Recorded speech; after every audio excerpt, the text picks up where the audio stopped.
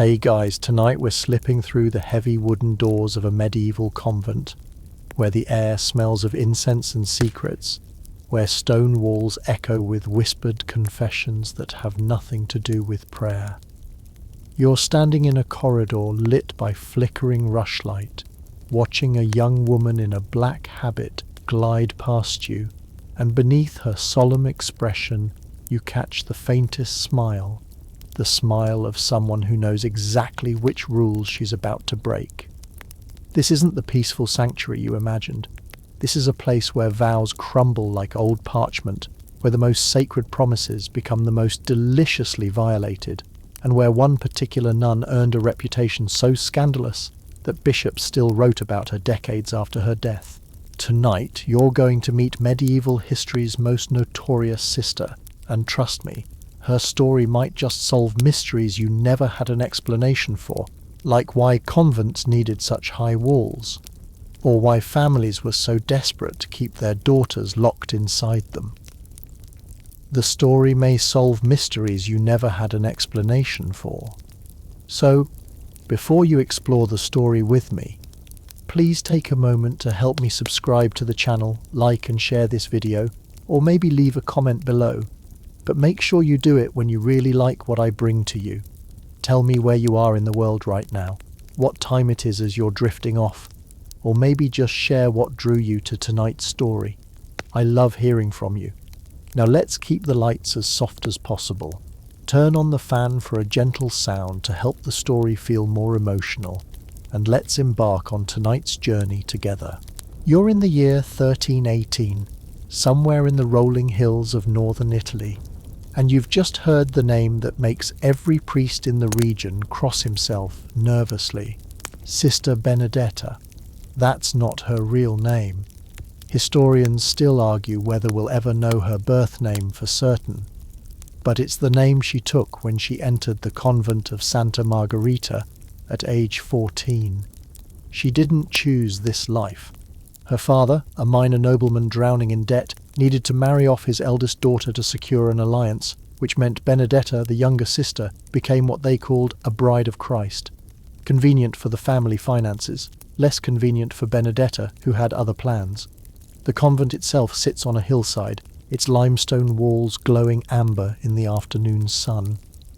You walk through the main gate. Actually, you're carried through it, because you're inhabiting Benedetta's memory now, watching through her eyes as her father's cart deposits her like an inconvenient package. The abbess, Mother Francesca, greets her with a smile that doesn't reach her eyes.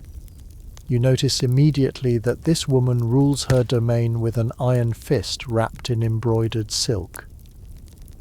The convent houses 43 women, most of them here for the same reason as Benedetta. They were excess daughters, girls with small dowries, women whose families found it cheaper to pay a one-time convent fee than to marry them off properly. Here's something your history teacher probably never mentioned.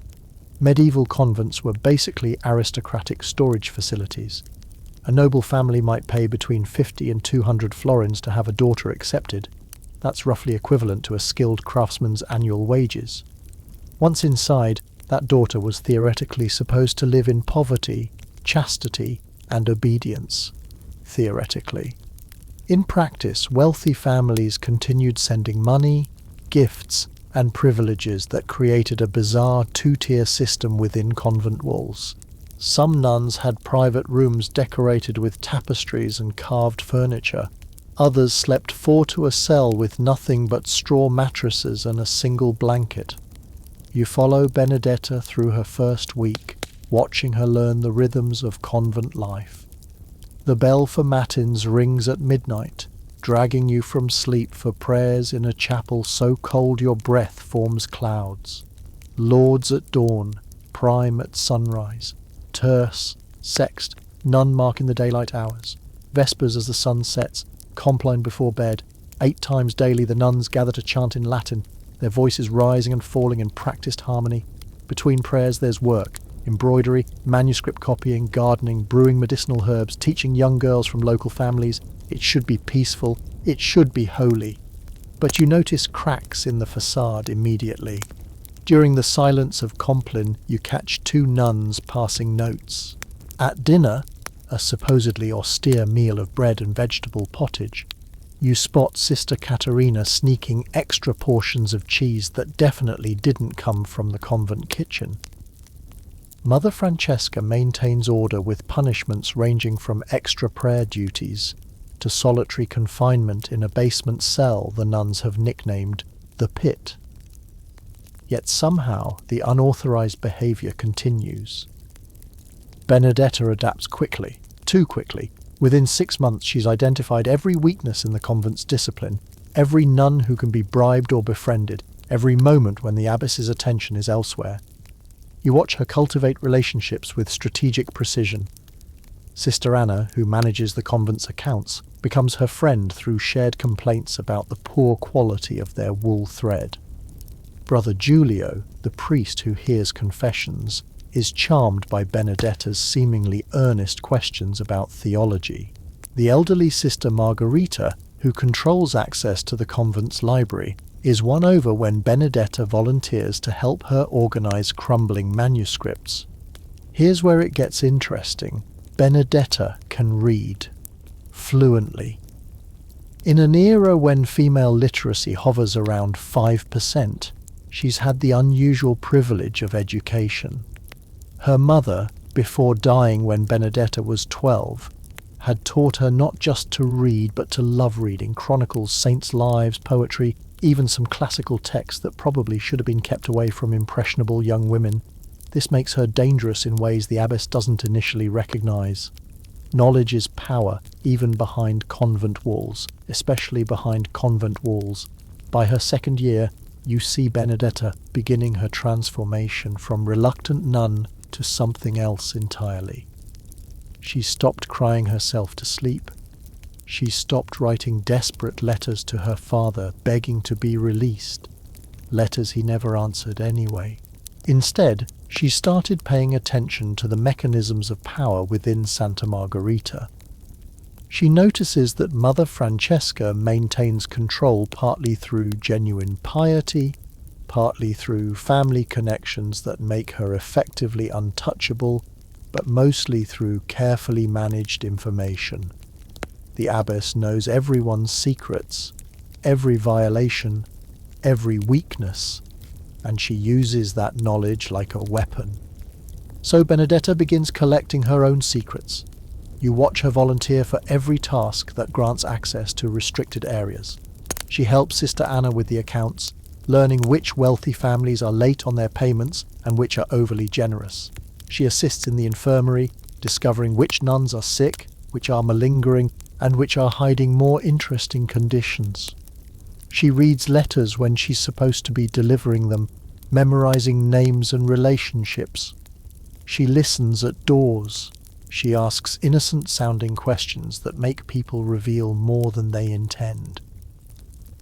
Within 3 years of entering Santa Margherita, Benedetta knows more about the inner workings of the convent than anyone except Mother Francesca herself.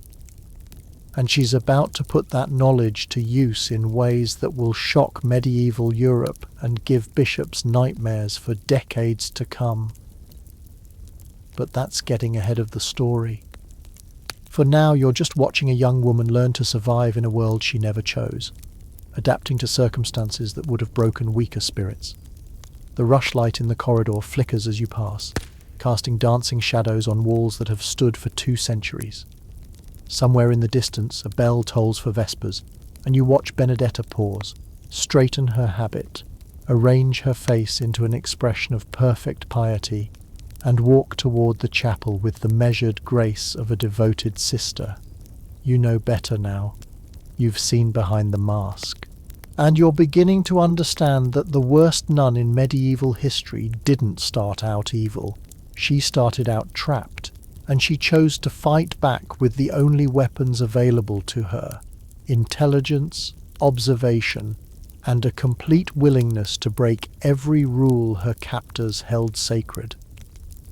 The evening prayer begins, voices rising in practiced harmony, and you settle in to watch what happens when one brilliant, angry, desperate woman decides that if she's going to be imprisoned in a convent for the rest of her life, she's going to rule it on her own terms. Her own terms.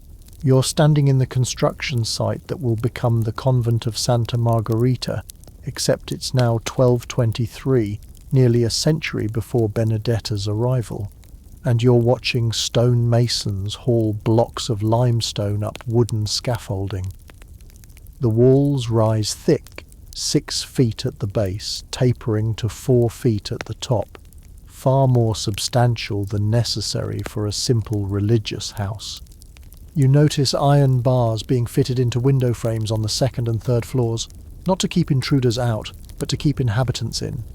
The architect, a stern-faced man named Giacomo, consults his plans and orders the main gate reinforced with iron bands. This isn't a monastery. It's a fortress designed to contain women who might not want to stay. The bishop who commissioned Santa Margherita, a political creature named Alessandro di Verona, walks the perimeter with obvious satisfaction. You overhear him explaining to a visiting abbot that this new convent will solve a persistent problem: what to do with excess daughters from noble families. In medieval society, inheritance passes through eldest sons. Younger sons might become knights, priests, or merchants. But daughters require dowries, and dowries drain family coffers faster than bad investments. A modest marriage dowry might cost 300 florins. A convent entrance fee rarely exceeds 150. The mathematics are simple, brutal, and overwhelmingly popular among aristocratic families throughout Europe. Here's what your textbooks glossed over. Convents functioned as dumping grounds for inconvenient women, widows whose families wanted their property back, girls with disabilities that made them unmarriageable, women who'd been sexually assaulted and were now considered damaged goods, daughters from families with too many daughters, sisters of men entering important political marriages who couldn't risk competition for inheritance. The reasons varied, but the result was the same. Women who'd committed no crime found themselves imprisoned for life behind walls they never chose to enter. You watch Santa Margherita take shape over 18 months. The chapel rises first, its vaulted ceiling painted with images of martyred female saints, Catherine on a wheel, Agatha with her severed breasts displayed on a platter, Lucy holding her own eyeballs. Historians still argue whether these brutal images were meant to inspire devotion or serve as warnings about the cost of female disobedience. Either way, you find them unsettling, as candlelight makes the painted blood seem to glisten and flow. The dormitory building comes next, designed with a central corridor and cells branching off like ribs from a spine. Each cell measures roughly 8 feet by 10 feet, space for a narrow bed, a small table, perhaps a chest for personal belongings if the nun's family provided one. No locks on the doors because privacy is considered a luxury that encourages sin. The abbess's quarters occupy the entire west end of the building. 3 connected rooms with a private hearth, actual glass in the windows, and furniture that wouldn't look out of place in a minor noble's house. From day one, the hierarchy is literally built into the architecture. The refectory, the dining hall, features long tables where nuns will take their meals in silence while someone reads from scripture. The kitchen beside it has 2 hearths, one for common meals and another, smaller one that you notice the construction documents list simply as special preparations. That's code for the separate superior meals that wealthy nuns will expect, paid for by their families and prepared by lay servants who live in the convent but aren't bound by its rules. Poverty, it turns out, is negotiable when your father can afford exceptions. You move forward in time now to 1225, and you're watching the first group of nuns take up residence. 12 women, ranging in age from 15 to 63, arrive in a procession that looks more like a funeral than a celebration. Each woman wears a new habit, black wool for the Benedictine order, with a white wimple covering hair that will soon be shorn. They carry nothing but small bundles wrapped in cloth, though you notice that within a week, wagons begin arriving with trunks, furniture, tapestries, and all the comforts of home that families smuggle in despite the rule of poverty. Mother Chiara, the first abbess, is a formidable woman in her 50s who actually chose this life, a rarity that makes her both respected and slightly feared. She'd been married young, widowed at 30, and rather than remarrying, she'd taken vows and risen through the ranks at a larger convent before being appointed to establish Santa Margherita. You watch her set the tone during that first year. Prayers exactly on schedule, work assigned according to ability, discipline swift and public when rules are broken. She's not cruel, but she's absolutely unbending, and under her leadership the convent gains a reputation for proper piety that will last exactly as long as she does. But here's the thing about institutions designed to imprison. They require constant vigilance to maintain. Mother Chiara can't watch 40 women every moment of every day. She appoints prioresses to help, senior nuns who act as enforcers. But that just means more people who might be corrupted, bribed, or simply exhausted by the impossible task of preventing human nature from asserting itself. You see the first cracks appear within 5 years. A nun caught with a forbidden book of poetry. 2 sisters discovered sharing a bed for warmth, an intimacy that leads to accusations of particular friendship, medieval code for lesbianism. A lay servant found drunk on communion wine. Each violation is punished, but each punishment creates resentment that festers behind those thick stone walls. You watch as an informal economy develops. Nuns with wealthy families trade luxury items for favours, protection, or simply companionship in an environment designed to isolate. Sister Elena, whose father is a silk merchant, starts providing fine thread to other nuns in exchange for their help with her assigned tasks. Sister Bianca, whose brother is a lawyer, offers to write letters for illiterate nuns in exchange for their dinner portions. Power structures emerge that have nothing to do with official hierarchy and everything to do with who has resources and who's desperate enough to trade whatever they have left. The physical space of the convent shapes these interactions in ways the original architect never anticipated. The cloister, an open courtyard surrounded by covered walkways, was supposed to be a meditative space where nuns could walk and reflect. Instead, it becomes a marketplace of whispers where deals are made and alliances forged. The garden, meant for growing medicinal herbs, provides blind corners where nuns can hide from supervisors. The scriptorium, where manuscript copying occurs, has enough ambient noise from scratching quills that quiet conversations go unnoticed. You notice how the walls that were built to contain actually create a kind of freedom. Once you're inside Santa Margherita, once the gate is locked behind you, there's nowhere else to go. This totality of imprisonment paradoxically reduces the need for constant supervision. Where would you run? The walls are too high to climb without equipment. The gate is locked and guarded. The local population would immediately recognize and return any nun found wandering the countryside. So within the walls, as long as you appear at prayers and complete your assigned work, you have hours of largely unsupervised time. Smart nuns learn to exploit this. You watch as they develop systems of lookouts and signals. A particular hymn hummed in the cloister means the abbess is making rounds. A cloth draped over a particular window means the coast is clear for a forbidden meeting. The elderly Sister Margherita, who everyone assumes is too pious to cause trouble, actually runs an informal lending library of prohibited books, love poetry, chronicles of battles and adventures, even a battered copy of Ovid's Ars Amatoria that circulates like contraband gold.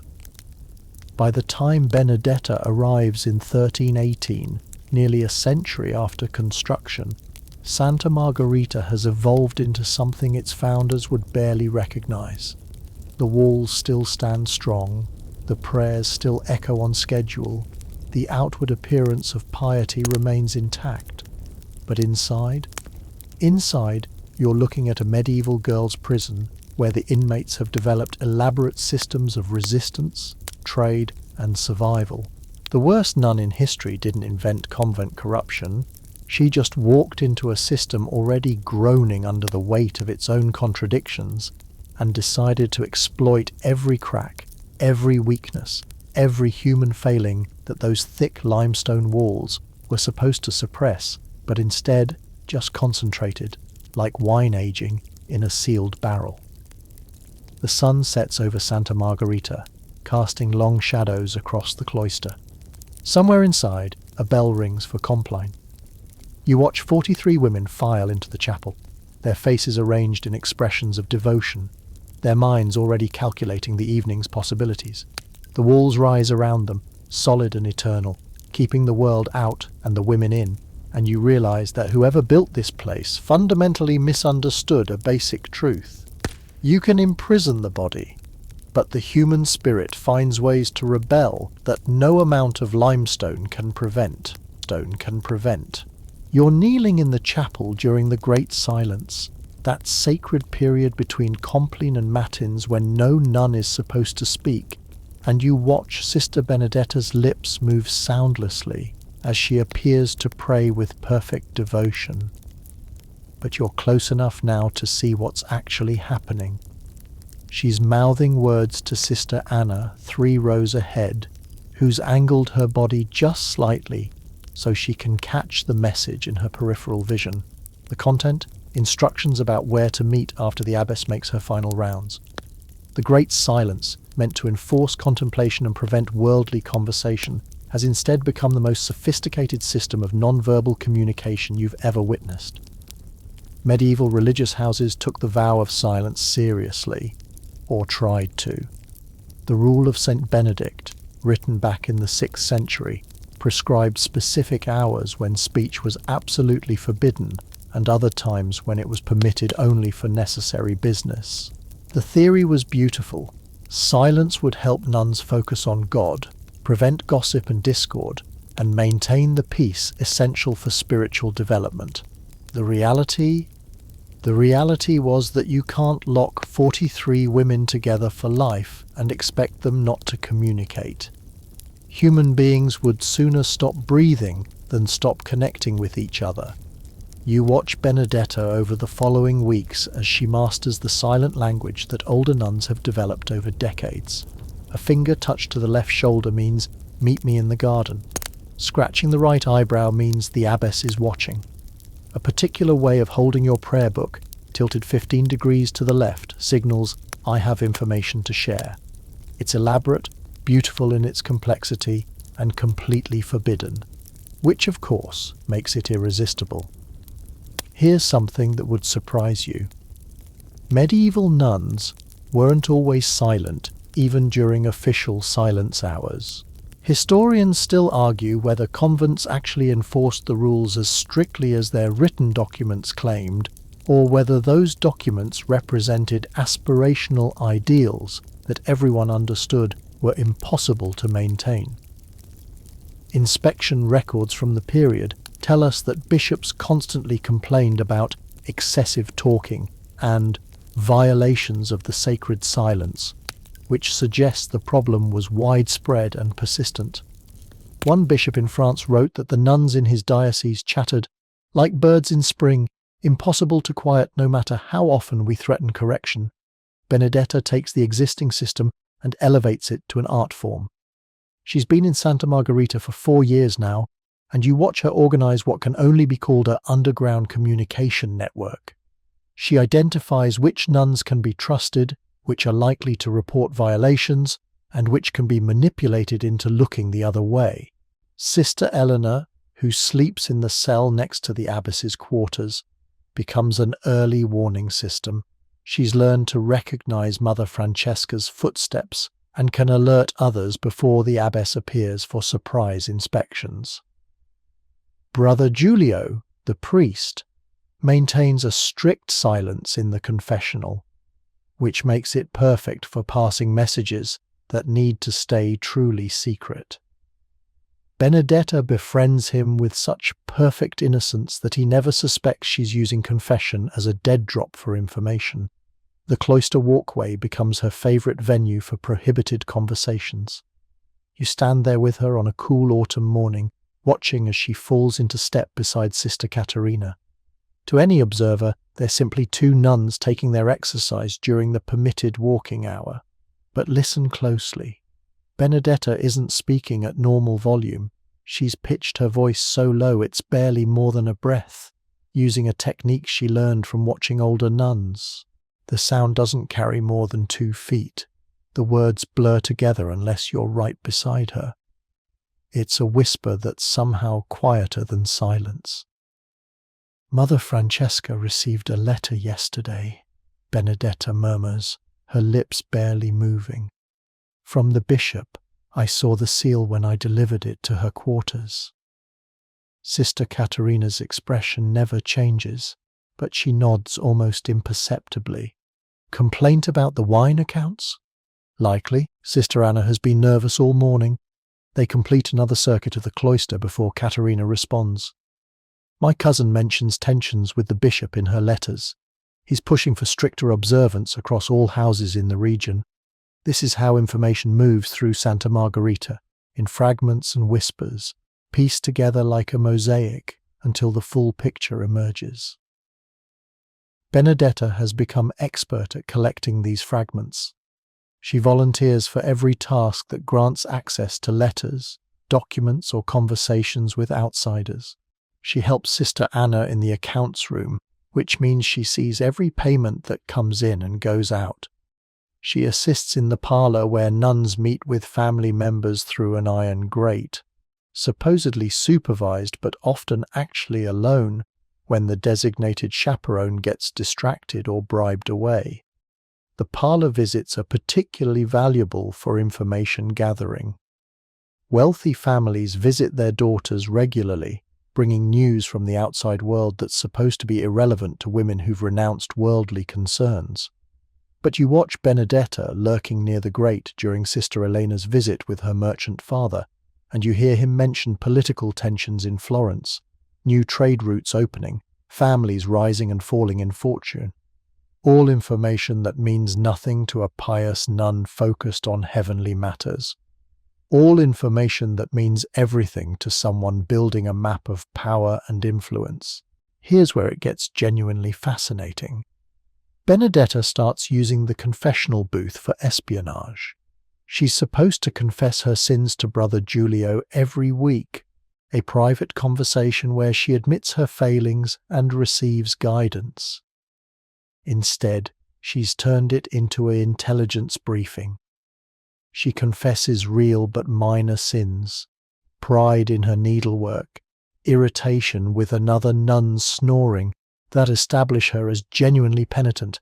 Then she casually mentions things she's troubled by, framing them as concerns rather than gossip. "Father, I'm worried about Sister Anna. She seems so anxious lately. I pray for her, but wonder if something troubles her conscience."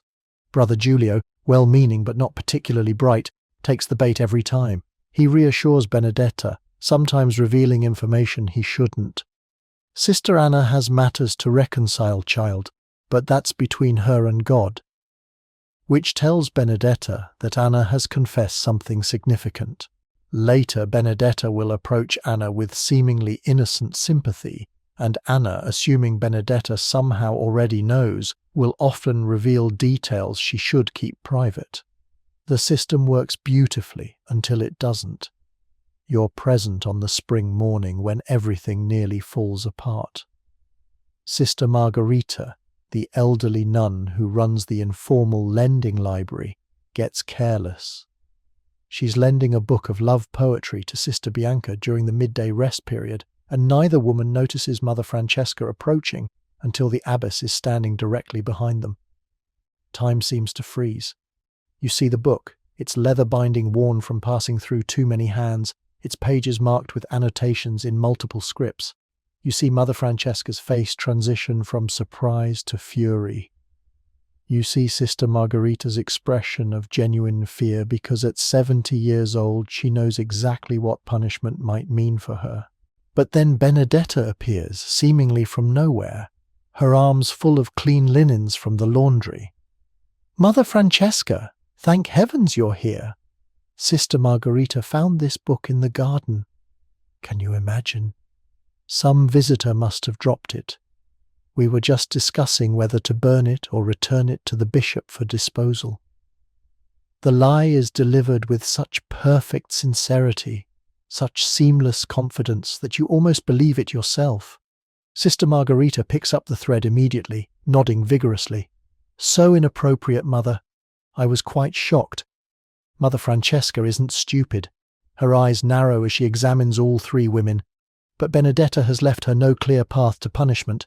If she accuses them of lying, she's admitting she believes they found the book internally rather than externally, which raises questions about how such materials enter a supposedly sealed convent under her watch. The abbess's face performs complicated calculations before she simply confiscates the book and stalks away. The moment she's gone, Sister Margherita sags with relief, but Benedetta's expression remains carefully neutral. This is another lesson she's learned. Victories should never be celebrated where walls might have ears. Later, much later, in the darkest hour before matins when even the guards are drowsy, you hear her whispered conference with her closest allies. They need to be more careful. Mother Francesca is suspicious now, paying closer attention. They need better systems, more secure locations, enhanced warnings. What amazes you is that Benedetta doesn't suggest they stop. The idea of simply obeying the rules, of accepting the silence and restrictions they're supposed to endure, never even surfaces as an option. She's 22 years old. She's been imprisoned here for 6 years, and she's decided that if this is her life, she's going to live it on her own terms. The vow of silence isn't sacred to her. It's just another obstacle to navigate. Another rule that exists to be creatively interpreted. You stand in the chapel during matins, watching 43 women chant in perfect unison, their voices creating harmonies that echo off stone walls. To an outsider, it's transcendent. To you, knowing what you know now, it's theatre.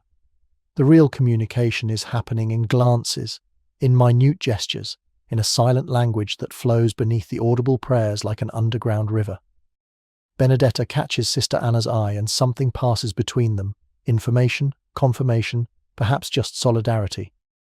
The great silence ends with the dawn bell, and you watch the convent come alive with permitted conversation. You're standing outside Sister Benedetta's cell on a humid August night in 1322, and through the thin wooden door you hear sounds that definitely aren't prayers. Heavy breathing, a man's low murmur, the rustle of fabric being moved aside. You feel your heart racing because you're witnessing the violation of the most fundamental vow a nun can take, the promise of chastity that's supposed to be as unbreakable as death itself. Except inside that cell, 8 feet by 10 feet with a narrow bed and a crucifix on the wall, Benedetta is very much breaking it. The man is Brother Giulio, the priest who hears confessions. You watched their relationship develop over 18 months, saw the way Benedetta gradually shifted from penitent to confidant to something else entirely. She'd asked him theological questions that made him feel intelligent. She'd confessed sins that were intimate without being too scandalous, creating an illusion of trust. She'd smiled at him in ways that seemed innocent but weren't. And Brother Giulio, celibate and lonely and fundamentally weak, had fallen like a stone into water. Here's what your history books definitely didn't mention. Medieval convents had a persistent problem with sexual relationships, not just between nuns and visiting priests or tradesmen, but between nuns themselves, between nuns and lay servants, occasionally even between nuns and the very bishops sent to investigate moral lapses. One 14th century inspection report from Germany documented a convent where nearly half the nuns had borne children. A French abbey was found housing 17 illegitimate babies being raised by their nun mothers. The scandal wasn't that these things happened, It was that they happened so often that reforming convents became a major preoccupation of church authorities. You watch Benedetta over the following months as she navigates this dangerous new territory. She's not in love with Brother Giulio. You can tell from the calculating expression she wears when he's not looking. This is strategic. The priest has access to information, to the outside world, to resources that a cloistered nun shouldn't be able to reach. He can carry messages, smuggle items, provide warnings about episcopal inspections. He's useful, and Benedetta has learned to use every tool available to her. But she's not the only nun breaking the chastity vow, and this is where the story gets complicated.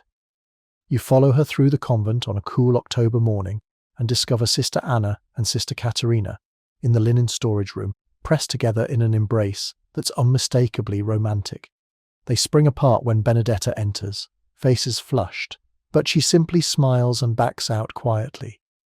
She files the information away, not to use maliciously, but because knowledge is currency in this enclosed world, and you never know what information might prove valuable.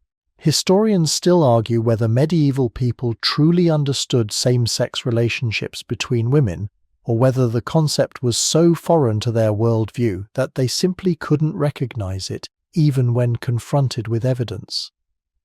The Church had detailed prohibitions against male homosexuality, but female same-sex relations were barely mentioned in canon law, as if the possibility was too remote to consider.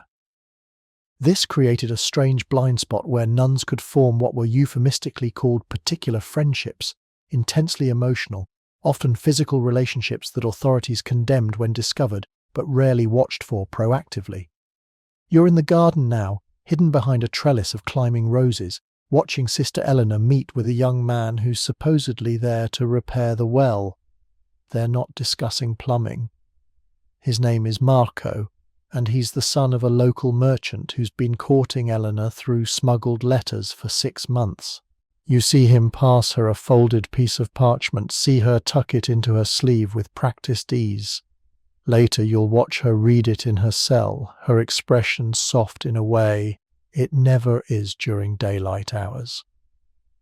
She's only 19, forced into the convent because her family couldn't afford to marry her off, and she's desperately trying to maintain some connection to the life that was stolen from her.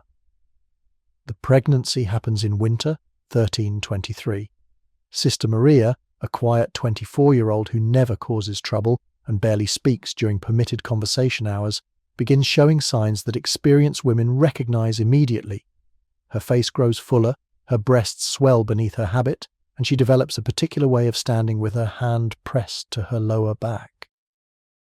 Mother Francesca notices within weeks.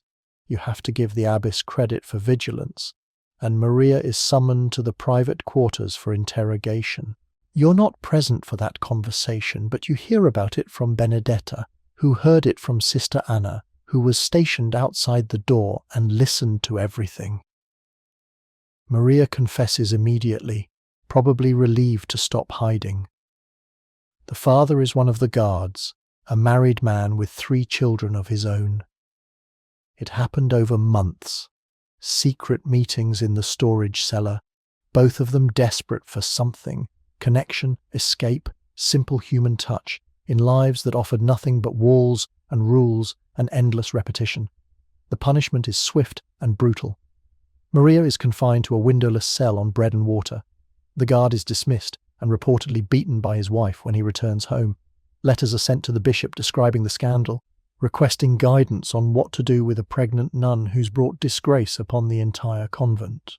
You watch through it all, seeing how the system handles violation of its most sacred rule, and you notice something interesting. The punishment is designed to be visible. Maria's cell is placed where other nuns will pass it multiple times daily. Her food is delivered publicly, the meagre portions obvious to everyone. She's being made into an example, a warning about what happens when you break the rules. But the warning doesn't work. Because here's the thing about human nature. You can't suppress it indefinitely, and the more you try, the more creative people become in finding ways around your restrictions. Within a month of Maria's confinement, you discover that Sister Elena has escalated her relationship with Marco.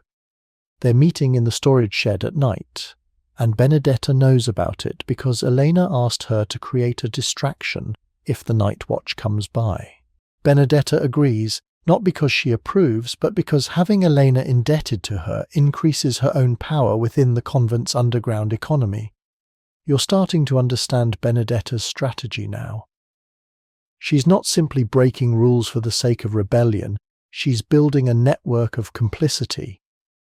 Every nun who violates the chastity vow becomes someone who needs Benedetta's silence, someone who might owe her favors, someone who won't report Benedetta's own violations because mutual exposure would destroy them all.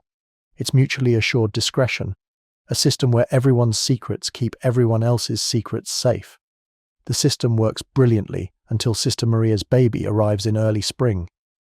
You're in the infirmary, which is serving as an improvised birthing room, and you watch the midwife, a lay woman brought in specifically for this purpose, help Maria through labor that lasts 14 hours. The baby, a girl, is born healthy and screaming, her cries echoing through corridors designed for prayers and hymns, not infant wails. Mother Francesca makes a decision within hours. The child will be sent to a nearby orphanage run by Franciscan brothers. Maria will remain in confinement for another year as penance. The scandal will be buried as quickly as possible. But scandals have a way of spreading like wine stains on white linen. Within weeks, half the town knows about the pregnant nun and her guard lover. Travellers carry the story to neighbouring villages, embellishing details with each retelling.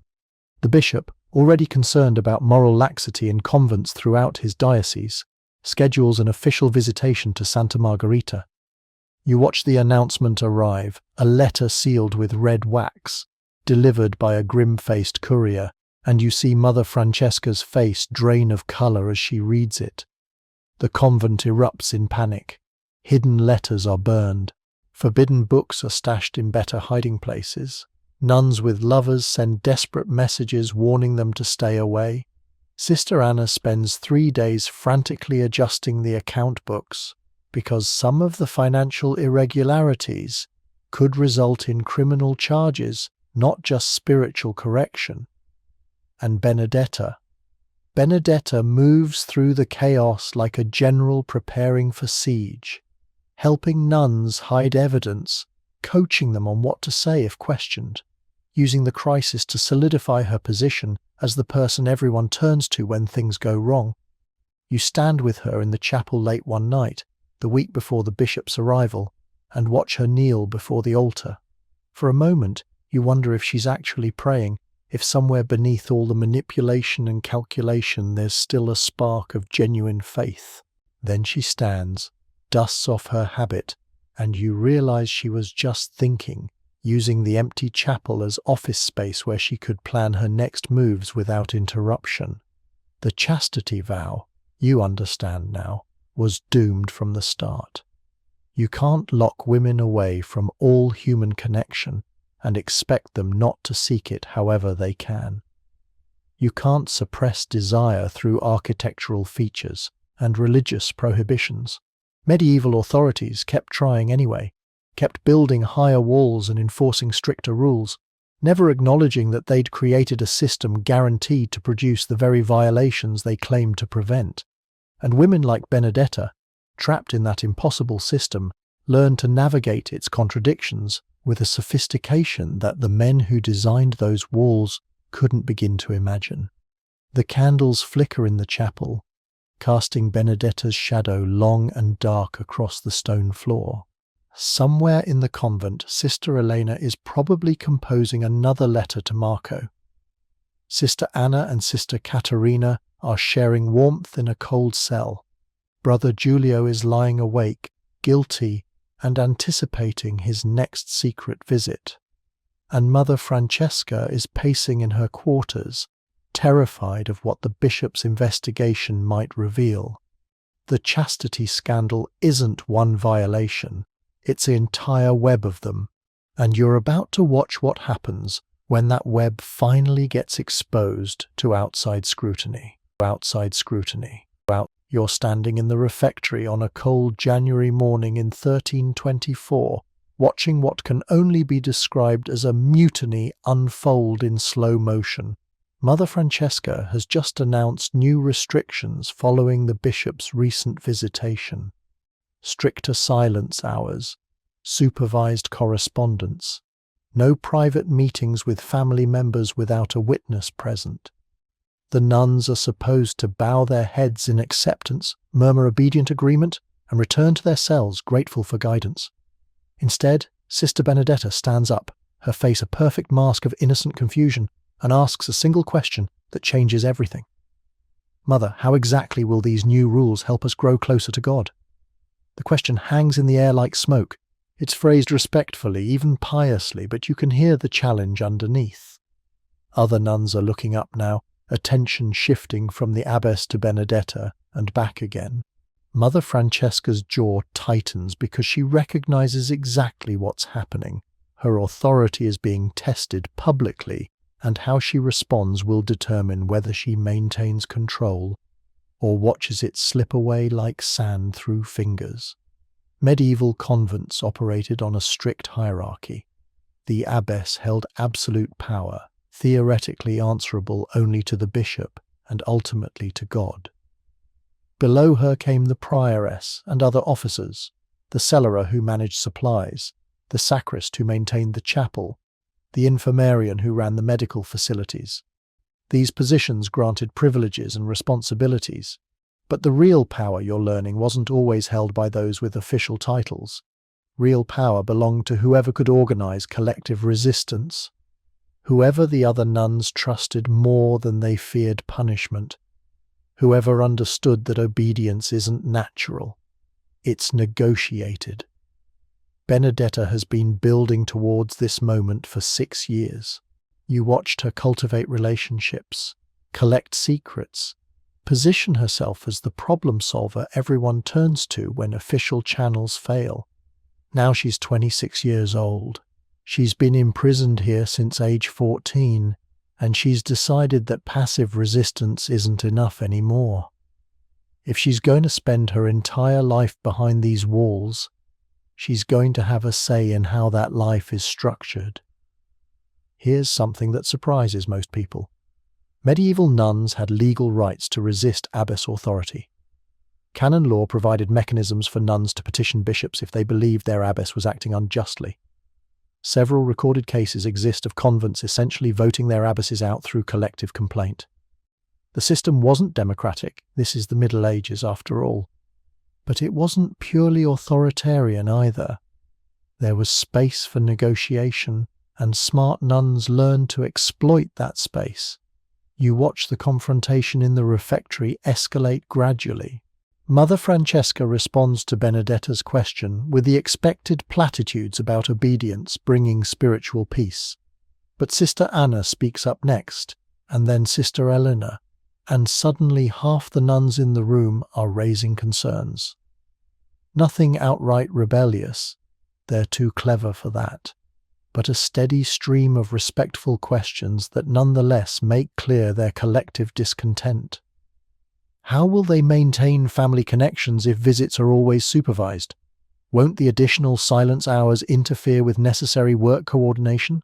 Has the bishop specifically mandated these changes, or are they Mother Francesca's interpretation of his recommendations? That last question is particularly cutting because everyone knows the truth. The bishop suggested reforms, but Mother Francesca has expanded them far beyond his actual requirements. She's using his authority as cover for her own desire to crack down after the pregnancy scandal embarrassed her. Historians still argue whether medieval abbesses were genuinely committed to strict observance or simply terrified of losing their positions if scandals occurred on their watch. Probably both, mixed with genuine piety and simple human desire for control. The meeting ends without resolution, nuns filing out in uncomfortable silence, and you follow Benedetta to the cloister, where she holds an impromptu strategy session with her core group: Sister Anna, Sister Elena, Sister Caterina, and 3 others you've seen gravitating toward Benedetta's orbit. They speak in low voices, aware that walls have ears, but also aware that they've crossed a threshold.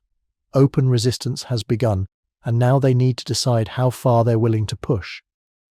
"We could write to the bishop directly," Sister Anna suggests, her fingers nervously pleating her habit.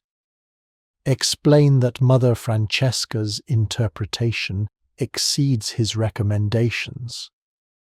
Benedetta shakes her head. "That assumes the bishop cares about our comfort over maintaining abbess authority. He doesn't, but—" She pauses, thinking, "We could start documenting everything. Every rule violation Mother Francesca herself commits. Every time she takes extra portions at meals. Every luxury in her quarters that technically violates the poverty vow. If we ever need leverage, we'll have it. You're witnessing the birth of organized resistance, and it's fascinating how quickly it spreads." Within a week, Benedetta has nuns throughout the convent engaged in small acts of disobedience. Nothing dramatic enough to warrant severe punishment, but a steady drumbeat of non-compliance that makes enforcing the new rules nearly impossible. Nuns arrive late to prayers, claiming they didn't hear the bell. Required work goes undone, with sincere apologies, but no real urgency to correct it. The supervised family visits become exercises in awkward silence that make the supervisors so uncomfortable they start finding excuses to leave the room. Mother Francesca tries to respond with punishments, but she's quickly overwhelmed. You can't confine half the convent to solitary cells. Someone has to cook, clean, and maintain basic operations. She focuses on punishing ringleaders, but Benedetta has been careful never to be caught doing anything explicitly forbidden. She's always just asking questions, making suggestions, appearing confused about rules that seem inconsistent. It's masterful in its calculated innocence. The breaking point comes in March, when Mother Francesca orders Sister Elena confined to her cell for 3 days as punishment for speaking during the Great Silence. The problem? Sister Elena was actually discussing necessary kitchen business with the cook, which is technically permitted. The abbess overreached, punishing something that wasn't actually a violation, and Benedetta seizes on it immediately. You watch her orchestrate what amounts to a work stoppage. Nothing announced, nothing formally organized, but suddenly essential tasks aren't getting done. The chapel flowers wilt because nobody remembers to water them. Laundry piles up. The evening meal is late, then later, then so delayed that nuns are sitting in the refectory waiting for food that doesn't arrive until after dark. When Mother Francesca demands explanations, she gets apologetic shrugs and vague excuses. "Everyone is so sorry, Mother. We must have misunderstood our assignments. We'll try to do better." It's rebellion disguised as incompetence, and it's devastatingly effective. The abbess can't function without the nuns' cooperation, and they're demonstrating quietly, carefully, but unmistakably that cooperation can be withdrawn. You see Mother Francesca age visibly over those 3 weeks, her face drawn with stress, her voice sharp with frustration. She's losing control and she knows it, but she doesn't know how to regain it without escalating to punishments so severe they'd require episcopal approval, and would effectively admit she can't manage her own convent. The resolution, when it comes, is anticlimactic. Mother Francesca quietly withdraws most of the new restrictions, claiming she's reconsidered their implementation timeline. It's presented as magnanimous flexibility, but everyone understands it's actually surrender. Sister Eleanor is released from confinement with no explanation. Life returns to something approximating normal, except everyone now knows that the nuns have power they didn't realize they possessed. The power of collective resistance, the power to make daily life impossible for an authority figure who depends on their cooperation. Benedetta doesn't celebrate publicly. She's too smart for that. But you catch her expression during evening prayers that night, the faintest smile playing at the corners of her mouth as she chants with perfect devotion. She's just won a significant victory, demonstrated that organized disobedience can succeed, and established herself as the de facto leader of the convent's underground resistance movement. Mother Francesca still has the title and the official authority, but real power has shifted. Here's the thing about obedience. It only works when people choose to obey. Medieval authorities understood this intellectually, but struggled with it practically. They built elaborate systems of punishment and reward, surveillance and correction, all designed to compel obedience from people who had no inherent reason to comply. And sometimes, as in Santa Margherita in the spring of 1324, those systems simply broke down when enough people decided simultaneously that they'd had enough. You stand in the cloister as evening falls, watching nuns move through their routines with a new confidence in their bearing. Sister Anna walks with her head higher. Sister Elena laughs during the permitted conversation hour, a sound that's been absent for months. Even quiet nuns who rarely speak seem energized by the successful resistance. They're still imprisoned behind high walls, still bound by vows they never wanted to take, still facing decades of enforced religious life. But they've discovered they're not powerless, and that discovery changes everything.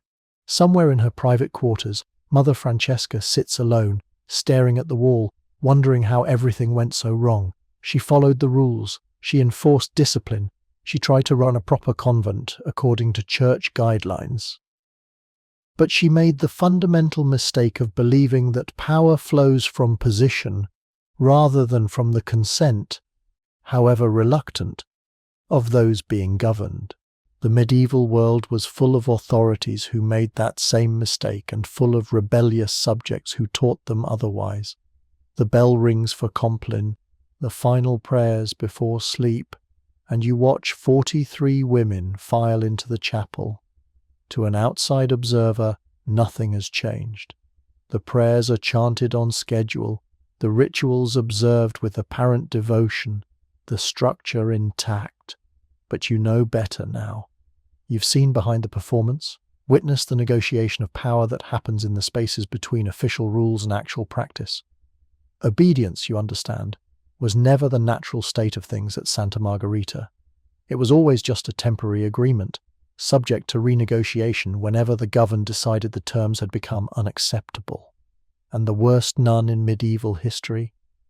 She's just figured out how to lead that renegotiation, and she's only getting started.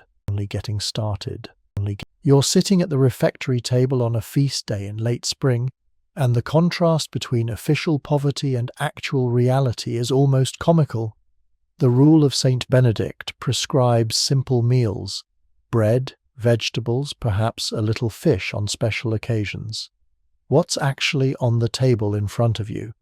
Roasted chicken glistening with fat, white bread made from expensive refined flour, cheese imported from France, and wine so rich it stains your lips purple. This isn't a convent meal, this is a banquet, and Sister Benedetta is orchestrating it with the precision of a military campaign. Medieval convents had complicated relationships with the vow of poverty. Technically, nuns own nothing individually, all property belonged to the convent collectively. In practice, wealthy families continued sending money, food, and luxuries to their daughters, creating a two-tier system where some nuns lived in relative comfort, while others scraped by on institutional provisions. The situation was so common that church authorities mostly gave up trying to enforce true poverty, focusing instead on preventing the most egregious displays of wealth, which meant, of course, that clever nuns learned exactly where the line was and how to dance right up to it without quite crossing over.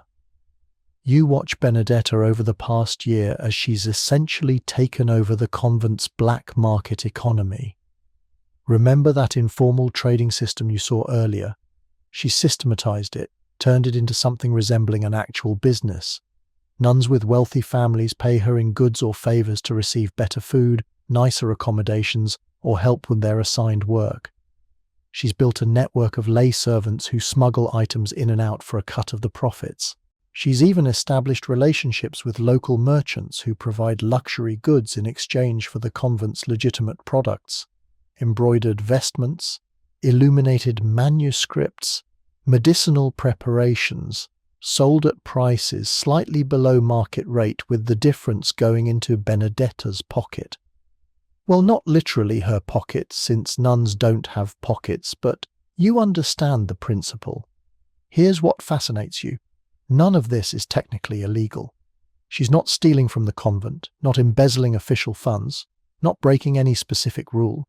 She's just optimizing resources in ways the official system never anticipated. When Sister Anna's wealthy father sends her a wheel of expensive cheese, Benedetta helps her trade portions of it to other nuns for services like laundry or manuscript copying. When a merchant visits to purchase the convent's famous rosemary salve, Benedetta negotiates a price slightly higher than the cellarer would have asked, and arranges for the difference to buy items the nuns actually want. Better quality candles, warmer blankets, occasionally even forbidden items like secular books or beauty preparations. The feast you're witnessing today is Benedetta's masterpiece.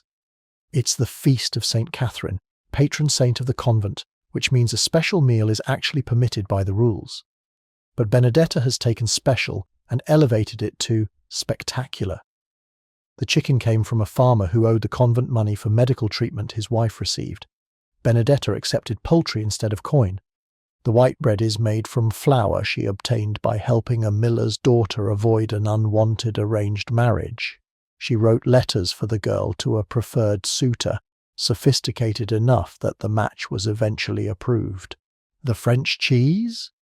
That's from Sister Elena's merchant father, who sends it regularly now that Benedetta helped cover up Elena's continuing relationship with Marco, the well repair boy. You notice Mother Francesca at the head table, her expression caught between disapproval and resignation. She knows Benedetta is behind this feast, knows it pushes the boundaries of acceptable celebration, but can't find any specific rule being violated. The food is being shared with all the nuns, not hoarded by individuals. It arrived through legitimate channels, not outright smuggling, and denying the nuns this pleasure would make the abbess look cruel on a feast day when celebration is actually encouraged. Benedetta has once again found the perfect loophole, the space between letter and spirit of the law, where she can operate with impunity. But the food is just the visible part of a much larger operation. You follow Benedetta after the feast to the storage cellar, where she's created what can only be described as a medieval nun's version of a luxury goods warehouse. Hidden behind legitimate barrels of oil and sacks of grain, you find boxes of fine soap, vials of perfume, a small mirror, vanity items that nuns absolutely shouldn't possess. There are secular books, including several romances that would horrify church authorities. There's a collection of ribbons and decorative items that some nuns use to secretly embellish their plain habits. There's even a stash of actual money, coins accumulated through Benedetta's various transactions. Historians still argue whether this kind of economic activity was common in medieval convents, or whether Benedetta represents an unusual case. Evidence suggests it was probably widespread but carefully hidden. Inspection reports frequently mention nuns living too comfortably or possessing items unsuitable for religious women, but rarely provide details about how these goods were obtained or distributed. The medieval economy ran on personal relationships and informal networks as much as official structures, and convents were part of that economy, whether authorities wanted to acknowledge it or not. You're present for one of Benedetta's supply runs, though she never actually leaves the convent, of course. Instead, you watch her coordinate with Brother Giulio, who's proven useful for more than just violating her chastity vow. He meets with merchants on her behalf, carries messages, and smuggles items through the gate hidden in his priest's robes. Today he's bringing her something special. Real wax candles instead of the smoky tallow ones the convent normally uses. They're for Sister Anna, whose eyes have been troubling her lately and who needs better light for the detailed account work she does. 20 candles, Julia whispers, passing her a wrapped bundle during what's supposed to be a confession session. The merchant wants payment by month's end. Tell him he'll have it, Benedetta responds quietly, and ask if he can source better quality parchment. The current supply is so rough it's ruining our quills. It's a business transaction happening in a confession booth, which is either sacrilegious or hilarious depending on your perspective, probably both. Brother Giulio nods and prepares to leave, but Benedetta stops him with a hand on his sleeve. Also, the wine from last shipment, watered down. Let him know we noticed, and if it happens again, we'll find a different supplier. You're watching a nun negotiate business deals from inside a supposedly sealed religious house, and you realize she's actually quite good at it. She understands market dynamics, supply and demand, quality control. If she'd been born male or born into a different social class, she could have been a successful merchant. Instead, she's trapped behind convent walls and has turned those walls into the boundaries of her own commercial territory. The economic empire extends beyond physical goods. Benedetta has also monetized information and influence.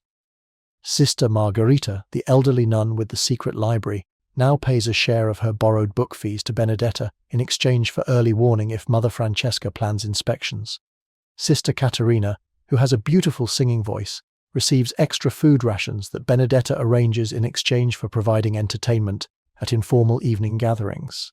Even nuns who initially resisted Benedetta's systems eventually participate because the alternative, strict adherence to institutional poverty, means living with genuine hardship while watching others live in relative comfort.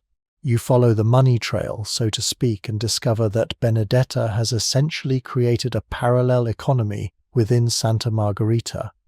There's the official economy, the convent's legitimate income from property rentals, agricultural products and donations, which Mother Francesca controls and which provides barely adequate provisions for the nuns. And then there's Benedetta's economy, running underneath like a hidden river, redistributing resources according to different principles. Not equality exactly, those who can pay more get more, but a system more responsive to actual needs and desires than the official one. The feast ends as the sun sets, nuns returning to their cells with full stomachs and satisfied expressions. Mother Francesca retreats to her quarters, probably to compose another letter to the bishop complaining about declining standards. And Benedetta, you find her in the storage cellar, carefully inventorying her hidden cash, making notes on a piece of parchment she'll later burn. She's tracking supplies, debts owed and owing, future needs. She's running a business from inside a prison, and she's remarkably good at it. Here's the thing about the poverty vow. It was supposed to prevent nuns from being distracted by material concerns, to help them focus on spiritual matters. In practice, it created artificial scarcity that made material concerns absolutely central to daily life. When you don't have enough of basic necessities, adequate food, warm clothing, decent light to work by, you spend enormous mental energy trying to obtain them. Benedetta hasn't made the nuns less focused on material goods, she's just made them better at acquiring those goods through unofficial channels. You stand in the darkening cellar, watching her work by candlelight, one of those expensive wax candles, naturally, and you realize you're looking at someone who's transcended the limitations of her imprisonment through pure economic innovation. She can't leave the convent, can't control her own life in most fundamental ways, but she's carved out a space where she has power, influence, and the ability to shape her daily reality. It's not freedom, exactly, but it's as close as she's going to get. And for the worst nun in medieval history, that's turned out to be enough to build something genuinely impressive, even if everything she's built would horrify the authorities who locked her here in the first place. The candle flickers, casting shadows that dance across boxes of forbidden luxuries, and somewhere above you hear the bell ring for Compline. Time to return to the performance of piety, to the prayers and rituals that mask the complex economic reality operating just beneath the surface. Benedetta extinguishes the candle, hides her inventory notes, and heads toward the chapel with the same serene expression she always wears during worship. But you know what you've seen now. The poverty vow isn't keeping anyone poor. It's just determining who controls the hidden wealth, and at Santa Margherita, that person is definitely not the abbess anymore. You're crouched in the shadows of the parlour, watching Sister Benedetta press a folded letter against the iron grate that separates the convent from the outside world. On the other side, a young woman, Sister Elena's cousin, accepts it with practiced discretion, tucking it into her sleeve without breaking the flow of their seemingly innocent conversation about family news. This letter isn't for Elena's family. It's addressed to a minor nobleman 3 towns away, containing information about a business opportunity that Benedetta learned about from reading correspondence she wasn't supposed to see.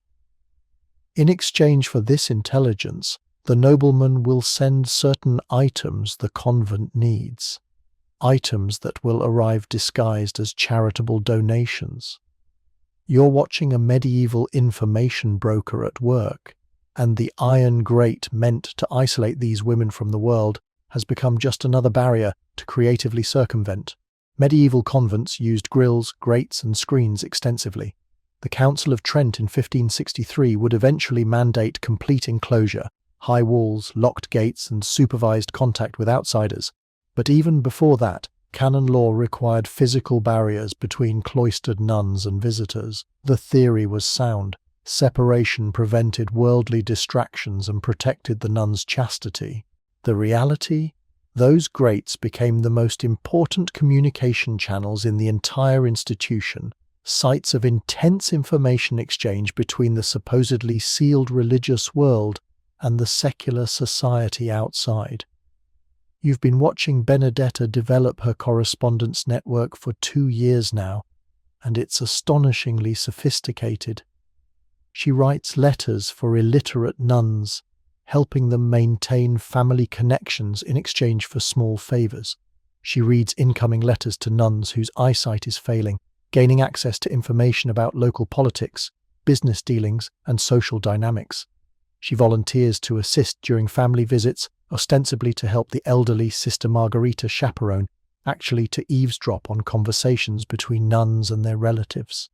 Every interaction through that grate becomes an opportunity to gather intelligence, make connections, or negotiate deals.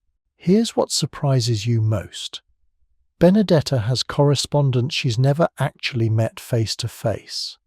Through the network of visitors who come to see other nuns, she's established relationships with merchants, minor nobility, even other religious houses.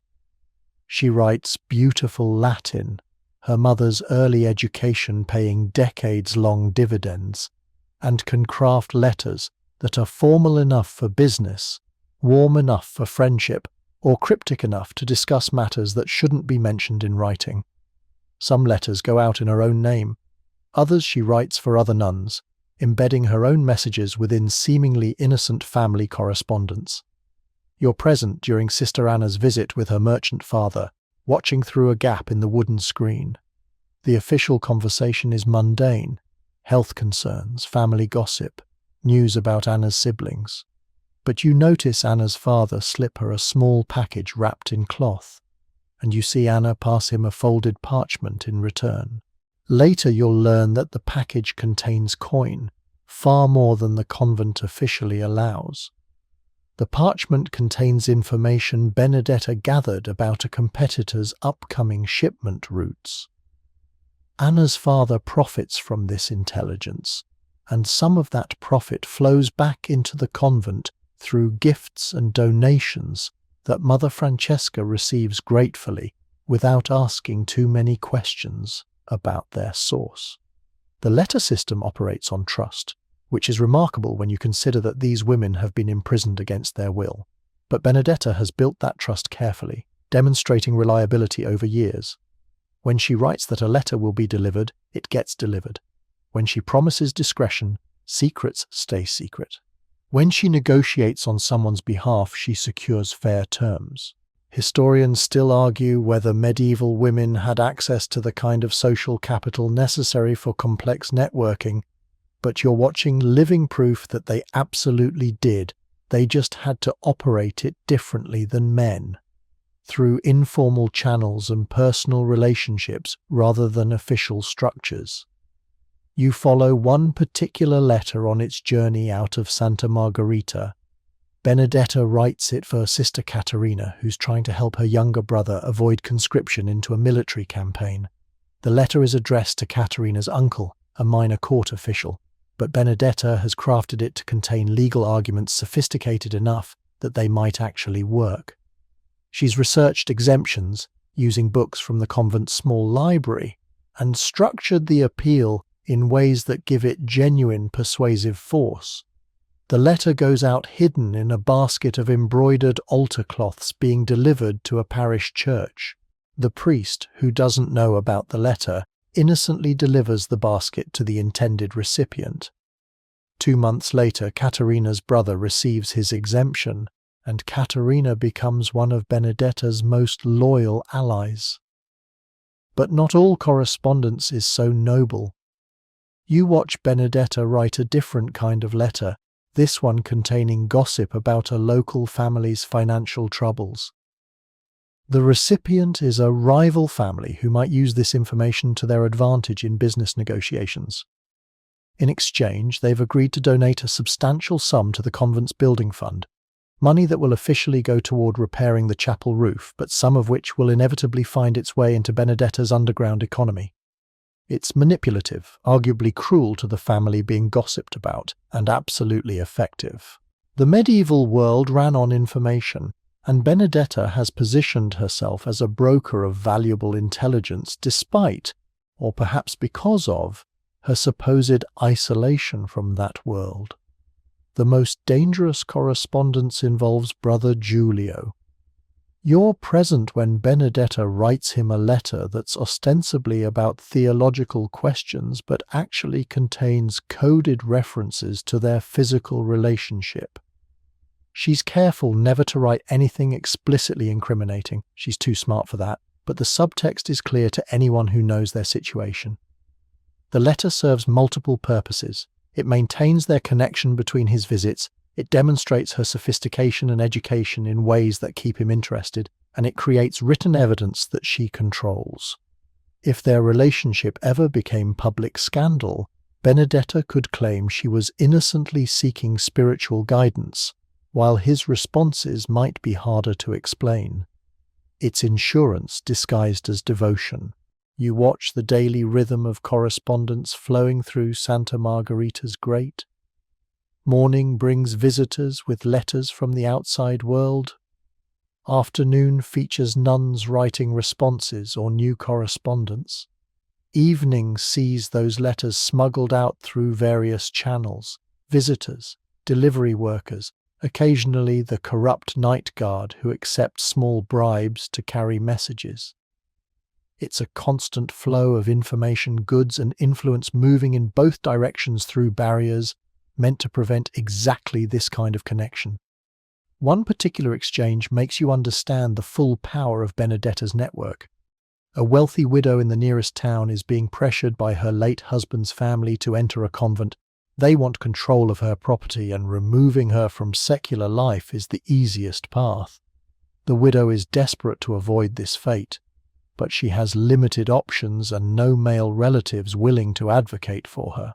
Somehow she hears about Benedetta's reputation for problem-solving and sends a letter through Sister Elena's visiting cousin.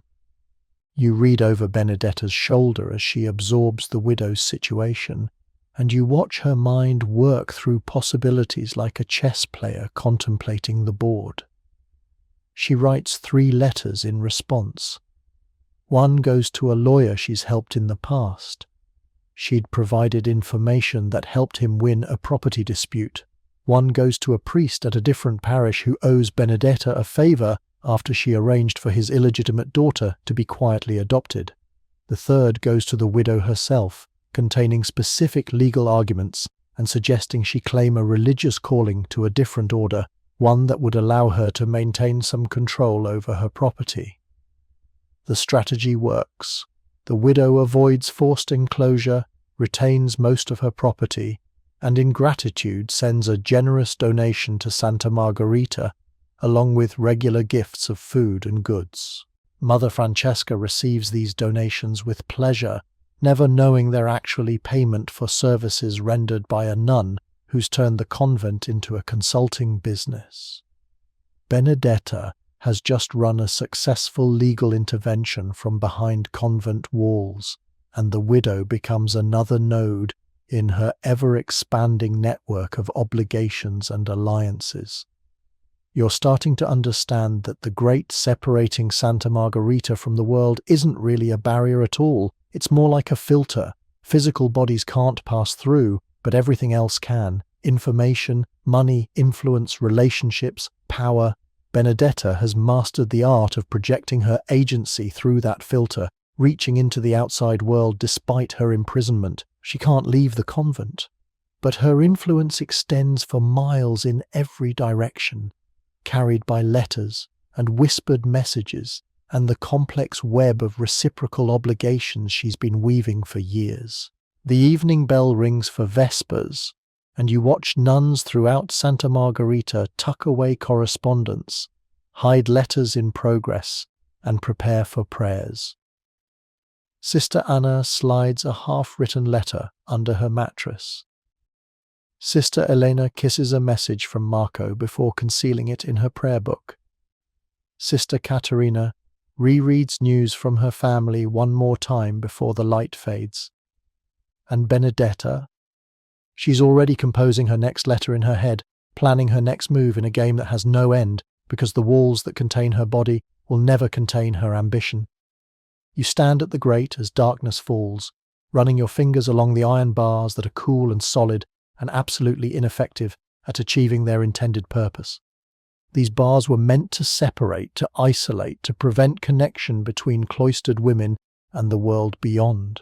Instead, they've become a meeting point, a marketplace, a communication hub where information and influence flow constantly in both directions. The worst nun in medieval history hasn't escaped her prison, but she's made that prison irrelevant by building networks that extend far beyond any wall, any grate, any physical barrier that medieval authorities could construct. And she's done it all through the simple, subversive act of writing letters that were supposed to be supervised, censored, controlled, but somehow never quite were. You're in the chapel on a feast day evening, and instead of the solemn hymns prescribed by the rule of St. Benedict, you're hearing something else entirely. A lute playing a melody that sounds suspiciously secular, accompanied by Sister Eleanor's voice singing lyrics about courtly love that have absolutely no place in a religious setting. Mother Francesca isn't here tonight. She's conveniently been called away to meet with the bishop about financial matters, and in her absence, Santa Margherita has transformed into something between a concert hall and a medieval party. Sister Benedetta organized this entertainment with the same precision she applies to everything else, and you're watching 40 women who've been starved for beauty and joy drink it in like wine. Medieval convents had complicated relationships with music and performance. On one hand, nuns were expected to master liturgical singing, the complex chants that marked the 8 daily prayer services. Many convents developed reputations for exceptional musical quality, their voices creating harmonies that could move even skeptical visitors to tears.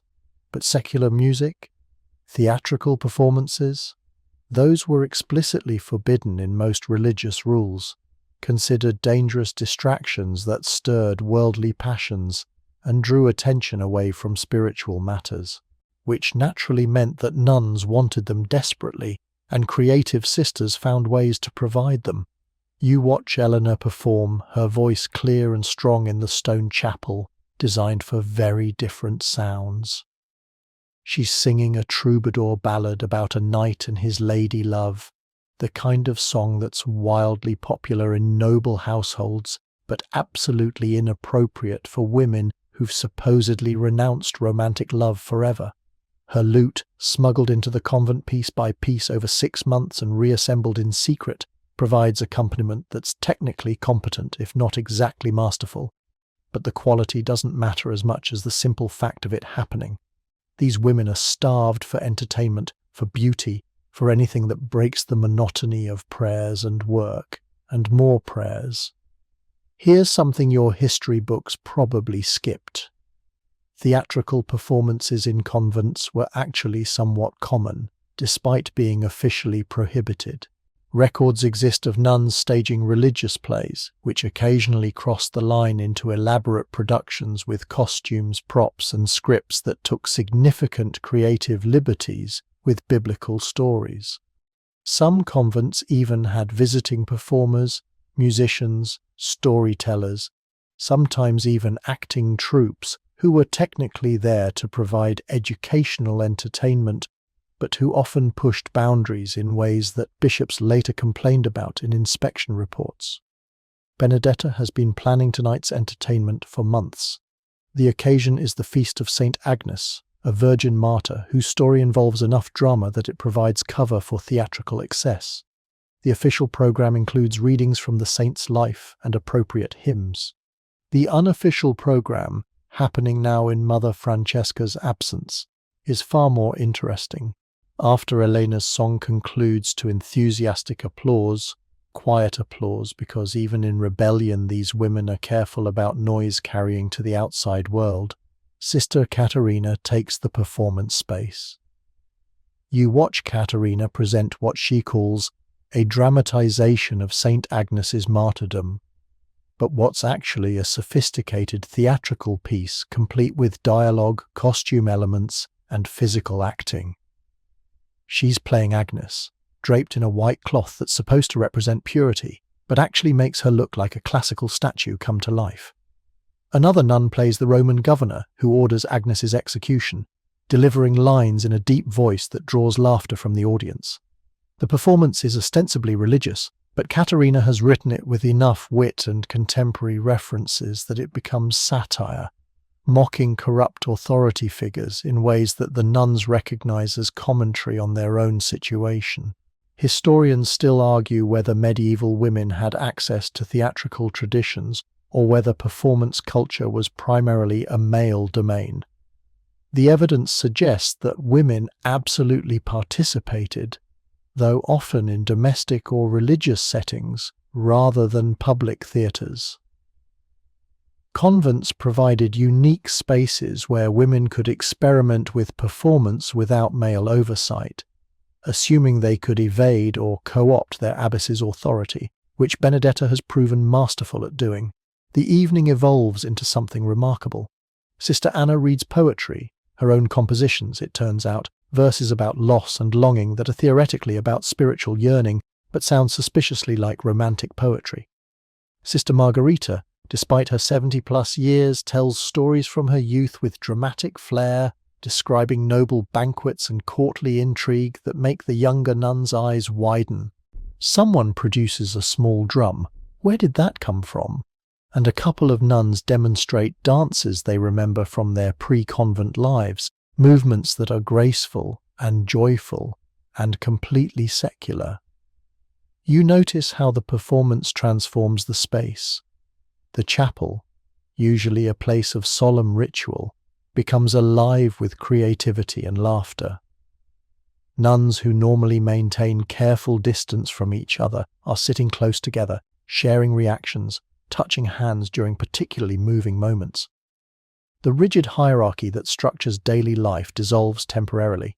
Sister Anna, who has high social status, is sitting beside the poorest nun in the convent, both of them equally absorbed in the entertainment. It's a glimpse of community built on choice rather than compulsion, connection rather than obligation. But Benedetta hasn't forgotten the risks. You see her stationed near the door, listening for any sound of approaching footsteps. She's positioned Sister Bianca at the window overlooking the gate, watching for Mother Francesca's early return. Every few minutes, someone checks the corridors to ensure the lay servants aren't observing anything they might report. The entertainment proceeds with one eye always on potential discovery, which adds an edge of danger that somehow makes it even more thrilling. The musical instruments are the most flagrantly forbidden items. Elena's lute is joined by a small flute that Sister Teresa produces from her cell, and briefly by something that looks like a primitive violin, though historians still argue whether that instrument even existed in this form in the 1320s. The sounds they produce are amateur but enthusiastic, and when combined with voices singing in harmony, the result is genuinely beautiful. You find yourself moved, despite knowing this is all technically a serious violation of religious discipline. Here's what makes this gathering genuinely subversive. It's not just about entertainment. It's about the nuns claiming the right to create beauty, to express themselves artistically, to access cultural experiences that their imprisonment has denied them. Every song, every story, every moment of laughter is an assertion that they're still fully human, despite institutional efforts to reduce them to obedient prayer machines. Benedetta understands this instinctively, which is why she's invested so much effort into making tonight happen. The performance culminates in a group song, a hymn technically, but arranged in complex harmonies that showcase the musical talent these women possess. 40 voices blend together in the candlelit chapel, creating sounds that echo off stone walls and rise toward the vaulted ceiling. For a moment, the singing transcends its rebellious context and becomes genuinely transcendent. You're reminded that these women, despite everything, despite their imprisonment and forced vows and daily indignities, are capable of creating something beautiful when given the opportunity. The evening ends as carefully as it began. Instruments are hidden, props are returned to wherever they came from, and nuns file out looking appropriately solemn, despite the joy still visible in their faces. Within minutes, the chapel returns to its normal state. Candles burning before the altar, prayer books neatly arranged, no evidence that anything unusual occurred. When Mother Francesca returns later that night, she'll find everything exactly as it should be, and she'll never know that her absence provided opportunity for the kind of cultural expression she spent years trying to suppress. You follow Benedetta back to her cell, and you see her satisfaction in the set of her shoulders, the slight smile she allows herself only when alone. She's given her fellow prisoners something precious tonight, a few hours of beauty, connection, and artistic expression in lives otherwise dominated by restriction and repetition. It doesn't change their fundamental situation. They're still trapped, still facing decades of forced religious life. But tonight proved that their spirits aren't trapped, that creativity and joy can flourish even in the most restrictive circumstances, that walls and rules can't ultimately contain the human need for beauty and expression. The last candle is extinguished, darkness settles over Santa Margherita, and somewhere in the silence you imagine you can still hear echoes of Elena's lute, Caterina's dramatic dialogue, 40 voices raised in harmonious rebellion.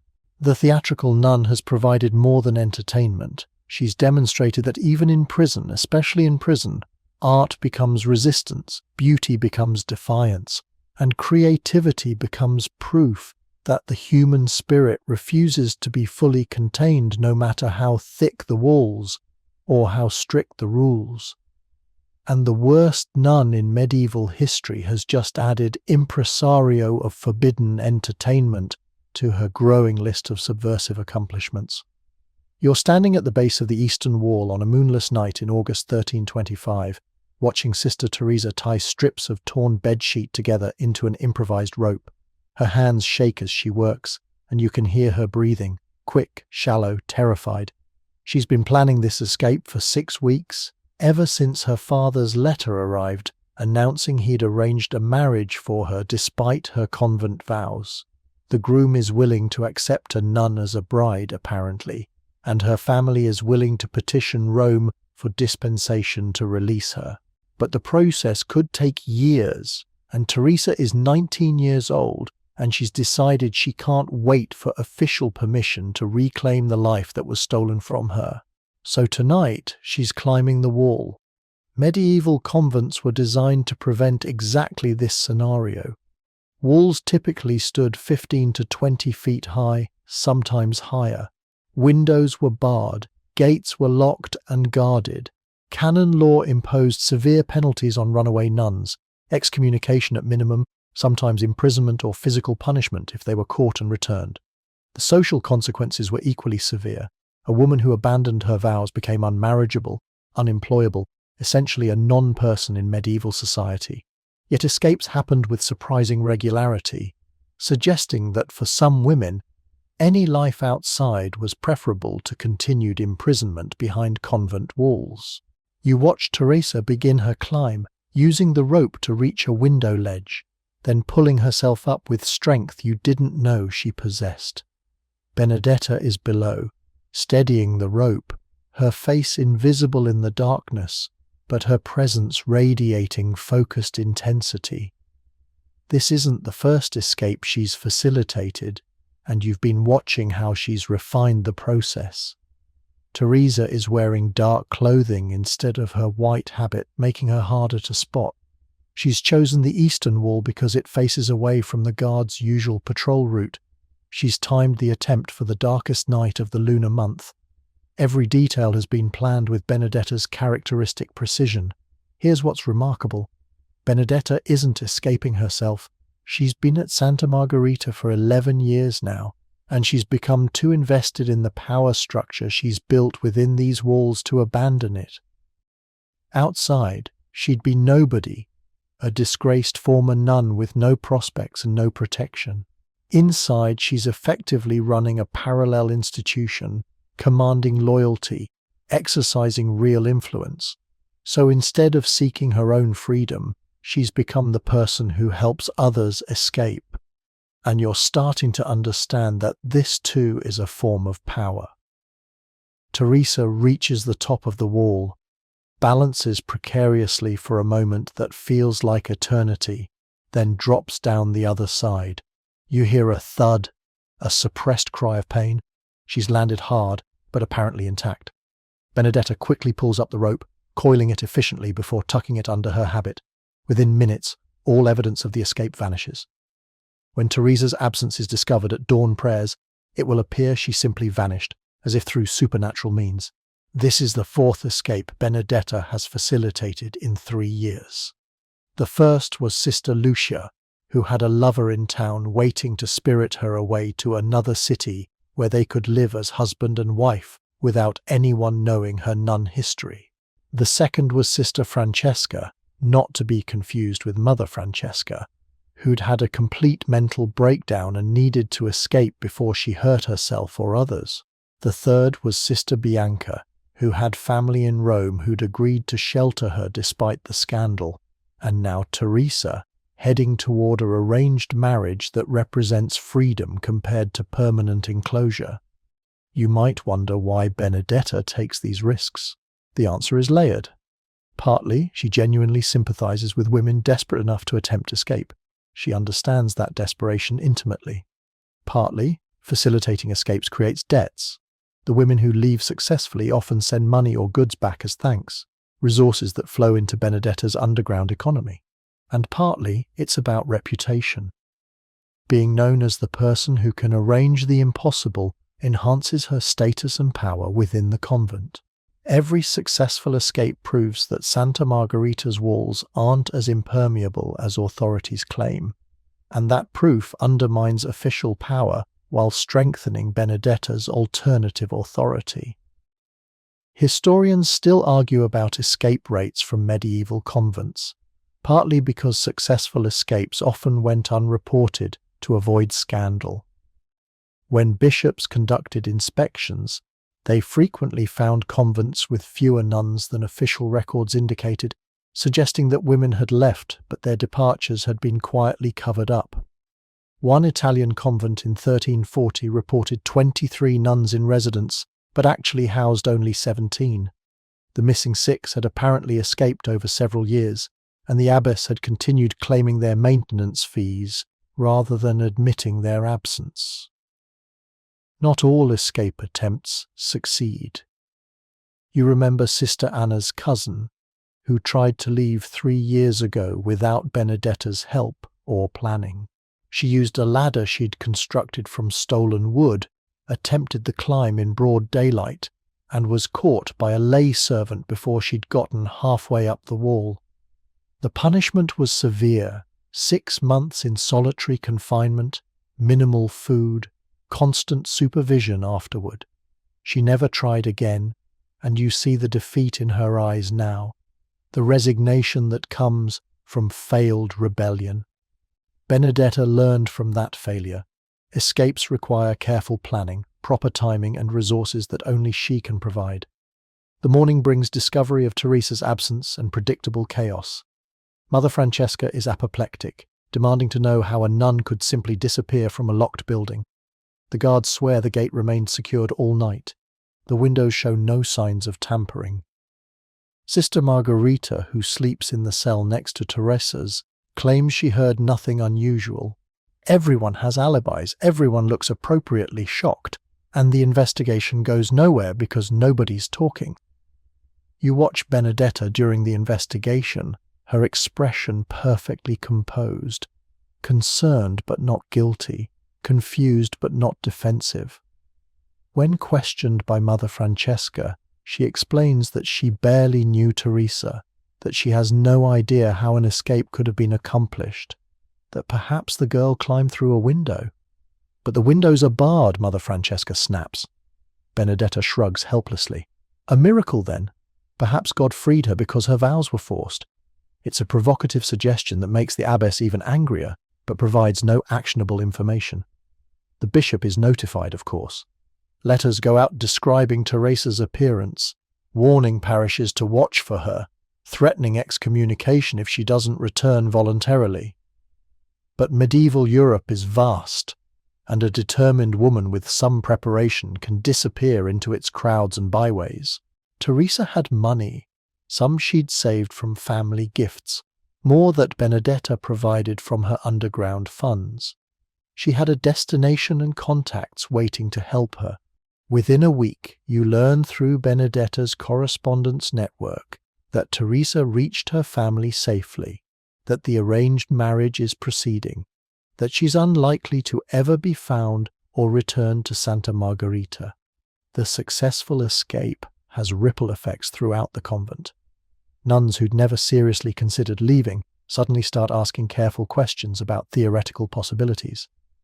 Benedetta finds herself approached by Sister Elena, who's desperately in love with Marco and is considering escape to marry him. You watch Benedetta assess the situation with cool calculation. Elena is valuable to her network, wealthy family, useful connections, reliable in the underground economy. Losing her would be costly, but refusing to help could undermine Benedetta's reputation as a problem solver. She negotiates a compromise. She'll help Elena maintain the relationship without escape. Marco can visit more frequently, using business at the convent as cover. Letters can flow more freely. Perhaps, eventually, they can petition formally for Elena's release, though everyone knows such petitions almost never succeed. Elena accepts this solution, grateful for any improvement in her situation, and Benedetta retains a valuable ally while avoiding the loss of an economically important associate. Here's the thing about escapes. They're rare not because the walls are insurmountable, but because most nuns eventually make peace with their imprisonment. You can't maintain desperate hope for decades. Eventually, you either break psychologically or you find ways to make your captivity bearable. Benedetta has built an entire system designed to make imprisonment more bearable. Better food, entertainment, connection to the outside world, small luxuries and secret pleasures. In a twisted way, Her underground network reduces escape attempts by providing just enough improvement to survival that permanent enclosure becomes tolerable. But she maintains the capability to facilitate escapes, and that capability itself has value. Knowing that escape is theoretically possible, that someone inside has the skills and resources to make it happen, provides psychological relief even to nuns who never seriously consider leaving. It's the difference between a locked door and a door you could open if you absolutely had to. That knowledge, even unused, changes how you experience the space on the other side of the door. The sun rises fully over Santa Margarita, illuminating walls that remain exactly as tall and imposing as they were before Teresa climbed them. Nothing has physically changed, but psychologically, everything has shifted slightly. The walls feel a bit less absolute, the imprisonment a bit less total. And Benedetta, orchestrator of this latest successful escape, has added another layer to her reputation, another reason for other nuns to see her as the person who makes impossible things happen.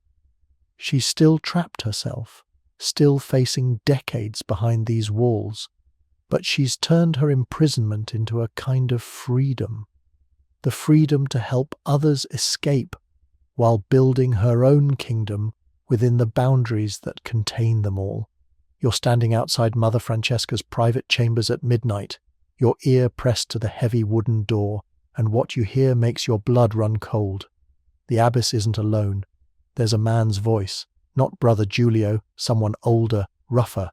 They're arguing about money, about payments that were supposed to arrive but didn't, about arrangements that need to remain secret. Then the voices drop lower, and you hear sounds that suggest Mother Francesca is violating the same chastity vow she's been so zealously enforcing on everyone else. The woman who punished Sister Maria so harshly for her pregnancy, who confined nuns for minor infractions, who presents herself as the embodiment of holy discipline, is apparently no better than the women she judges. Sister Benedetta is beside you in the darkness, and you can almost feel her mind cataloguing this information, calculating how it might be useful. She's been suspicious of Mother Francesca for months, noticing inconsistencies in the accounts, unexplained visitors, the abbess's sudden nervousness whenever certain topics arise. Tonight's surveillance confirms what she suspected. The person most loudly demanding obedience to the rules is herself breaking them in spectacular fashion. Medieval abbesses held enormous power within their institutions, functioning as CEOs, judges, and spiritual leaders all at once. Most wielded this power responsibly, genuinely committed to their religious mission, even if they occasionally bent rules around the edges. But some abbesses used their positions for personal enrichment, maintaining lovers, embezzling funds, living in luxury while their nuns struggled with poverty. Church inspection reports from the 14th century are filled with complaints about corrupt abbesses, though actually removing one from office was legally complex and socially awkward, especially if the abbess's family was politically powerful. You follow Benedetta over the next 3 months as she methodically documents Mother Francesca's hidden life. She discovers that the abbess has been skimming money from the convent's accounts, recording donations at lower values than actually received and pocketing the difference. She learns that Mother Francesca has a long-term lover, a merchant named Giacomo who supplies goods to the convent and receives preferential treatment in exchange for both money and physical intimacy. She finds evidence that the abbess has been selling convent property, a small vineyard, several religious relics, even books from the library, and keeping the proceeds for herself. Here's what fascinates you. Benedetta doesn't immediately expose these discoveries. A younger, more impulsive rebel might have run straight to the bishop with evidence of corruption. But Benedetta has matured into something more calculating. She understands that information is most valuable when held in reserve, used strategically rather than deployed all at once. So she documents everything carefully, makes copies of altered account ledgers, interviews lay servants who've witnessed suspicious behavior, and builds an airtight case that she tucks away like a weapon she might need someday. The opportunity to use that weapon arrives in autumn 1326, when Mother Francesca discovers Benedetta's underground economy and attempts to shut it down. You're present when the abbess confronts Benedetta in her cell, surrounded by confiscated luxury goods, the hidden soap, the secular books, the stashed coins. Mother Francesca's face is flushed with righteous anger as she catalogues the violations: unapproved trade, possession of money, distribution of forbidden items. She announces that Benedetta will be confined for 6 months, that her privileges will be permanently revoked, that letters exposing her to the bishop are already being written. Benedetta lets the abbess finish her tirade. Then, very calmly, she suggests that Mother Francesca sit down because they need to have a different conversation. The abbess, surprised by this lack of fear, actually complies, and you watch Benedetta methodically destroy the woman who's held absolute power over Santa Margherita for 18 years. "I know about Giacomo," Benedetta begins softly. "I know about the vineyard sale. I know about the account discrepancies. I have documentation, Mother. Copies secured outside this convent, so confiscating the originals won't help. If you proceed with punishing me, those documents reach the bishop within days. And unlike my small trading operation, your activities constitute actual crimes: theft from the church, violation of your sacred vows in ways far more serious than mine. You'd be removed from office, possibly excommunicated, certainly imprisoned." You watch Mother Francesca's face cycle through emotions: disbelief, fear, rage, calculation. She's trapped and she knows it. Benedetta has just revealed that the power dynamic isn't what the abbess believed. The institutional authority Mother Francesca wields means nothing when confronted with documented evidence of serious corruption. Historians still argue whether medieval institutions were more corrupt than later periods, or whether we simply have better documentation of their failures.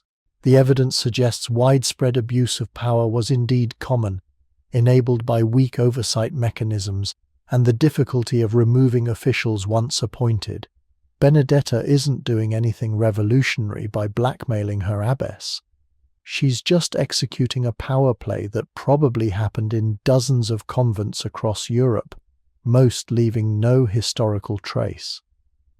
The negotiation that follows is fascinating to witness. Benedetta doesn't demand that Mother Francesca resign or even that she stop her corrupt practices. Instead, she proposes a partnership.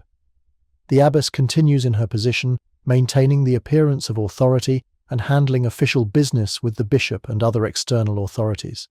But internally, she leaves Benedetta alone to run her underground economy and stops interfering with how the nuns actually live their daily lives. In exchange, Benedetta keeps the evidence of corruption secret and even helps cover for Mother Francesca when necessary. It's a devil's bargain, and both women know it, but both also recognize it serves their interests better than open conflict. The transformation is immediate and obvious. Within days, Mother Francesca stops the harsh disciplinary measures she'd been escalating. Punishments become rare and mild. Inspections of cells cease. The supervision of correspondence relaxes. To outside observers, it might look like the abbess has simply mellowed with age or developed a more pastoral approach to leadership. But you know the truth. She's been outmaneuvered by a nun half her age, and she's accepted subordinate status in exchange for keeping her position and avoiding criminal prosecution. You watch the new dynamic play out over the following months. Mother Francesca still leads prayers, still manages official business, still occupies the abbess's quarters, and wears the symbols of her office. But when decisions need to be made about internal convent life, she consults with Benedetta first. When problems arise among the nuns, they increasingly come to Benedetta rather than the abbess for resolution. The formal hierarchy remains intact, but real power has shifted completely. This arrangement reveals something dark about Benedetta's character that you've been noticing gradually. She's not just a victim fighting back against unjust imprisonment. She's become genuinely Machiavellian, using information as a weapon, manipulating people with sophisticated precision, accumulating power for its own sake. The girl who entered Santa Margherita at 14, crying and desperate, has transformed into something harder, more calculating, more ruthless.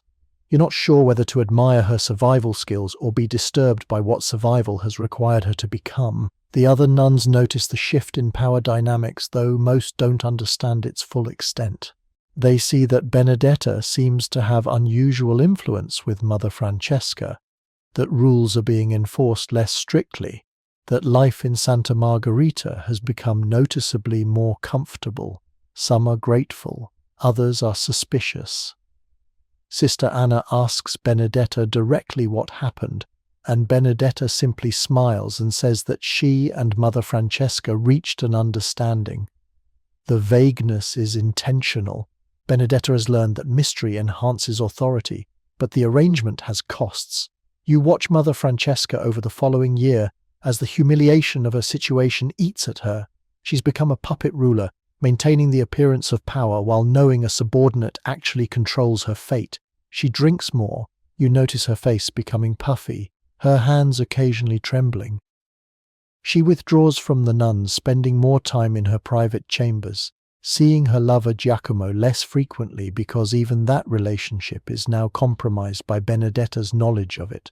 She's still abbess, still receives the deference and privileges of her position, but the role has become hollow. You're present on the evening when Mother Francesca tries to reassert authority one final time. She announces at dinner that new restrictions will be implemented, earlier curfews, additional prayers, reduced family visitation. It's a desperate attempt to prove she still matters, that she can still make decisions that affect the nuns' lives. The announcement is met with silence, nuns looking uncertainly between the abbess and Benedetta. Benedetta stands slowly, her expression respectful but firm. Mother Francesca, perhaps we should discuss these changes privately before implementing them. I'm sure we can find approaches that serve everyone's interests. The phrasing is deferential, but everyone in the room understands what's really being said. Benedetta is overruling the abbess in public, reminding her of their arrangement, demonstrating who actually holds power. Mother Francesca's face crumples briefly before she regains control. "Yes," she says quietly. "Perhaps that would be wise." The new restrictions are never mentioned again. The abbess finishes her meal quickly and retreats to her chambers, and you see several nuns exchange knowing glances. The power structure is now visible to everyone, and Mother Francesca's authority exists only at Benedetta's sufferance. Here's the thing about accumulating power through blackmail and manipulation. It works brilliantly, right up until it doesn't. Benedetta has neutralized the primary authority figure in her enclosed world, creating space for herself and other nuns to live with greater freedom. But she's also made an enemy of someone who still has connections outside the convent, who still technically holds the office of abbess, who might eventually find ways to strike back. The situation is stable for now, but stability built on mutually assured destruction is always precarious, always one miscalculation away from catastrophic collapse. You stand in the cloister as evening prayers conclude, watching Mother Francesca walk alone to her chambers while clusters of nuns gather around Benedetta, seeking her guidance on various matters. The official hierarchy and the actual power structure have completely diverged, and everyone knows it. The worst nun in medieval history has just conquered her prison, not by escaping but by taking control of it from within, and the woman who was supposed to be her jailer has become just another captive, trapped by her own secrets in walls that no longer protect her authority, but only expose her weakness. You're hiding in the sacristy on a cold November morning in 1327, watching through a gap in the door as Bishop Alessandro conducts his official visitation of Santa Margherita. He's a severe man in his 60s, face like carved granite, and he's brought 2 assistants to help inspect every corner of the convent. These visitations are supposed to happen annually, but this particular bishop is notoriously lax about his duties. The last inspection was 4 years ago, which has given Benedetta's underground empire plenty of time to flourish. Now, suddenly, the moment of reckoning has arrived, and you can feel tension crackling through the convent like electricity before a storm. Medieval episcopal visitations followed established procedures. The bishop would arrive unannounced or with minimal warning, gather the nuns in chapter, and question them individually about observance of the rule, the abbess's conduct, and any scandals or irregularities. He'd inspect the physical premises, dormitories, kitchen, chapel, accounts, looking for evidence of poverty violations, unauthorized luxury, or financial mismanagement. Nuns were theoretically protected if they reported problems. Canon law prohibited abbesses from punishing those who spoke truthfully to visiting bishops. In practice, nuns who reported their superiors often faced subtle retaliation that was impossible to prove, but very real in its effects. You watch the bishop begin his inspection in the chapel, where everything appears perfectly proper. The altar is clean, vestments are well maintained, prayer books are in good repair. He moves to the dormitory next, examining cells for evidence of excessive comfort or inappropriate possessions. You see Benedetta's preparations paying off. The unauthorized luxury goods have been moved to better hiding places. The most obviously problematic items have been temporarily removed from the convent entirely, and what remains looks austere enough to pass inspection. Sister Anna's decorated cell now contains only a narrow bed and simple table. Sister Elena's cache of love letters from Marco is buried in the garden. The hidden library of secular books is walled up behind loose stones in the cellar. But books and letters can be hidden. The pregnancy scandal from 4 years ago is harder to conceal. Bishop Alessandro has reports. Someone wrote to him, possibly a disgruntled family member or a servant who witnessed things they shouldn't have. He knows Sister Maria bore a child, knows the guard was dismissed, knows the situation was managed internally rather than being properly reported to diocesan authorities. His questions during the chapter meeting are pointed and uncomfortable. Sister Maria, he says, his voice echoing off stone walls, tell me about the child born within these walls in the year of our Lord 1323. You watch Maria's face go pale. She's been dreading this moment for years, and now it's here. She glances toward Mother Francesca, who sits silent and grim-faced on the abbess's chair, then toward Benedetta, who gives the smallest nod of encouragement. Maria takes a breath and confesses everything: the relationship with the guard, the pregnancy, the punishment she endured. Her voice shakes but stays steady, and the bishop's assistants record every word in their ledgers. Historians still argue whether medieval bishops actually cared about moral lapses in convents or whether they were primarily concerned with maintaining appearances and collecting fees. The evidence suggests both: genuine religious concern mixed with pragmatic institutional politics. A scandal could damage a bishop's reputation and reduce donations to his diocese, so managing problems discreetly was often preferable to public punishment. But if scandals became too widespread or too public to ignore, bishops had to act decisively to demonstrate their oversight authority. The questioning continues through the morning, each nun called individually to speak with the bishop. Sister Anna is asked about the convent's finances. She handles the accounts, after all. She provides numbers that are technically accurate, but carefully exclude Benedetta's underground economy. The official ledgers show a struggling institution, barely managing expenses. They don't show the parallel economy generating significant wealth through unofficial channels. Sister Elena is asked about correspondence with the outside world. She admits to regular letters from her family but doesn't mention Marco or the smuggled messages that flow constantly through the convent's grate. Then it's Benedetta's turn. You watch her enter the chapter house where Bishop Alessandro waits, her expression perfectly composed, humble but not fearful, respectful but not obsequious. The bishop studies her for a long moment before speaking. "Sister Benedetta, I've heard interesting things about you. Some say you've been a source of stability in this house.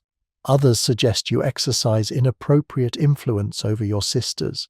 He pauses, letting the ambiguity hang in the air. "What do you say to these claims?" It's a masterful question, offering no clear, safe answer. Deny the influence, and he might push harder, sensing weakness. Admit it, and he might view her as insubordinate. Benedetta navigates the trap with practiced skill. "Your Excellency, I try to help my sisters where I can. Many entered this life without choosing it, and they struggle with their vows. I listen to their concerns, offer what comfort I can within proper bounds. If that's created influence, it wasn't my intention, merely a consequence of trying to live charitably within our community." The answer is perfect because it's essentially true while omitting everything problematic. She helps her sisters, just not in ways the bishop would approve. She exercises influence but frames it as pastoral care rather than power accumulation. You see the bishop's assistants recording her words, and you can tell they're not sure whether they're documenting virtue or something more troubling. The inspection moves to the accounts, where things get genuinely dangerous. Sister Anna has prepared the ledgers carefully, but any competent auditor could find discrepancies if they looked closely enough. Donations recorded at values that don't quite match external records. Expenses that seem oddly low given the convent's actual consumption. The numbers tell a story of creative accounting, and if Bishop Alessandro digs deeply enough, the whole edifice could collapse. But here's where Mother Francesca proves unexpectedly useful.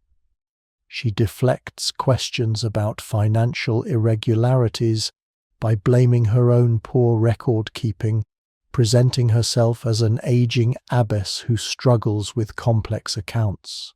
It's humiliating for her, but it protects the larger secrets. The bishop accepts her explanation with visible disappointment. He was hoping for a more interesting scandal, and moves on without the thorough audit that would have exposed everything. You realize you're watching a coordinated defense, Benedetta and Mother Francesca working together despite their mutual hostility. Both women understand that a devastating inspection would destroy the arrangements that benefit them. The abbess would lose her position. Benedetta would lose the power structure she's built, so they cooperate, telling complementary lies that support each other's versions of events, presenting a united front to external authority, even though internally they're barely speaking. The inspection concludes after 3 days with a mixed verdict. Bishop Alessandro announces that Santa Margherita has problems, lacks discipline, insufficient supervision, evidence of moral failings, but nothing so severe as to require dramatic intervention. He mandates reforms, stricter accounting procedures, monthly reports to his office, additional oversight of correspondence with outsiders. Mother Francesca is given a formal warning that further scandals will result in her removal. The nuns are collectively admonished to remember their vows and live accordingly. It's actually a victory for Benedetta. The bishop found enough problems to satisfy his need to demonstrate authority, but not enough to justify tearing apart the institution. The mandated reforms are all procedural changes that can be nominally implemented while business continues more or less as usual underneath. Within a month, the monthly reports to the bishop will become perfunctory documents nobody scrutinizes closely. The stricter accounting will mean more creative record-keeping, not actual transparency. Life will return to normal, or what passes for normal at Santa Margherita, but the visitation has consequences you don't immediately see. Several nuns are shaken by how close they came to exposure, how easily the comfortable arrangements could have been destroyed. Sister Maria, forced to relive her pregnancy scandal publicly, spirals into depression that will last months. Mother Francesca, humiliated by having to present herself as incompetent to protect secrets she despises, begins drinking more heavily. And Benedetta, she's learned that her carefully constructed kingdom is more fragile than she'd like to believe, vulnerable to external authority that could arrive without warning and dismantle everything she's built. You watch her in the days following the bishop's departure, and you notice she's becoming more cautious. She's moving some of her operations even deeper underground, creating additional layers of deniability. She's cultivating relationships with people in the bishop's household, servants, lesser clergy, anyone who might provide advance warning of future inspections. She's diversifying her documentation, keeping some records inside the convent, but others secured with allies outside its walls. She's preparing for the next crisis because she's smart enough to know there will always be a next crisis. Here's what the visitation really demonstrated. Medieval religious institutions existed in tension between their theoretical ideals and practical realities. Bishops knew that convents didn't operate according to the strict letter of canon law. They couldn't, not when dealing with human beings in all their complexity. So they developed informal tolerances, acceptable levels of rule bending that didn't trigger intervention. As long as scandals stayed private, as long as the appearance of propriety was maintained, as long as no one forced authorities to acknowledge problems publicly, the system could continue functioning. Visitations were mostly theatre, performances where both sides played assigned roles without either wanting to push things to genuinely disruptive conclusions. The bell rings for Vespers, and you watch 43 women file into the chapel singing hymns with the same practiced devotion they showed during the bishop's inspection. Nothing has fundamentally changed. The secrets remain secret, the power structures remain intact, and Benedetta's underground empire continues operating just slightly more carefully than before. The worst nun in medieval history has survived official scrutiny and emerged with her position not only intact, but somehow strengthened by the experience of defending it. She's learned that the walls imprisoning her also protect her from some forms of accountability, and that knowledge makes her more dangerous than ever, or dangerous than ever, or dangerous than ever, or dangerous than ever, or dangerous than ever, or dangerous than ever, or dangerous than ever, or dangerous than ever.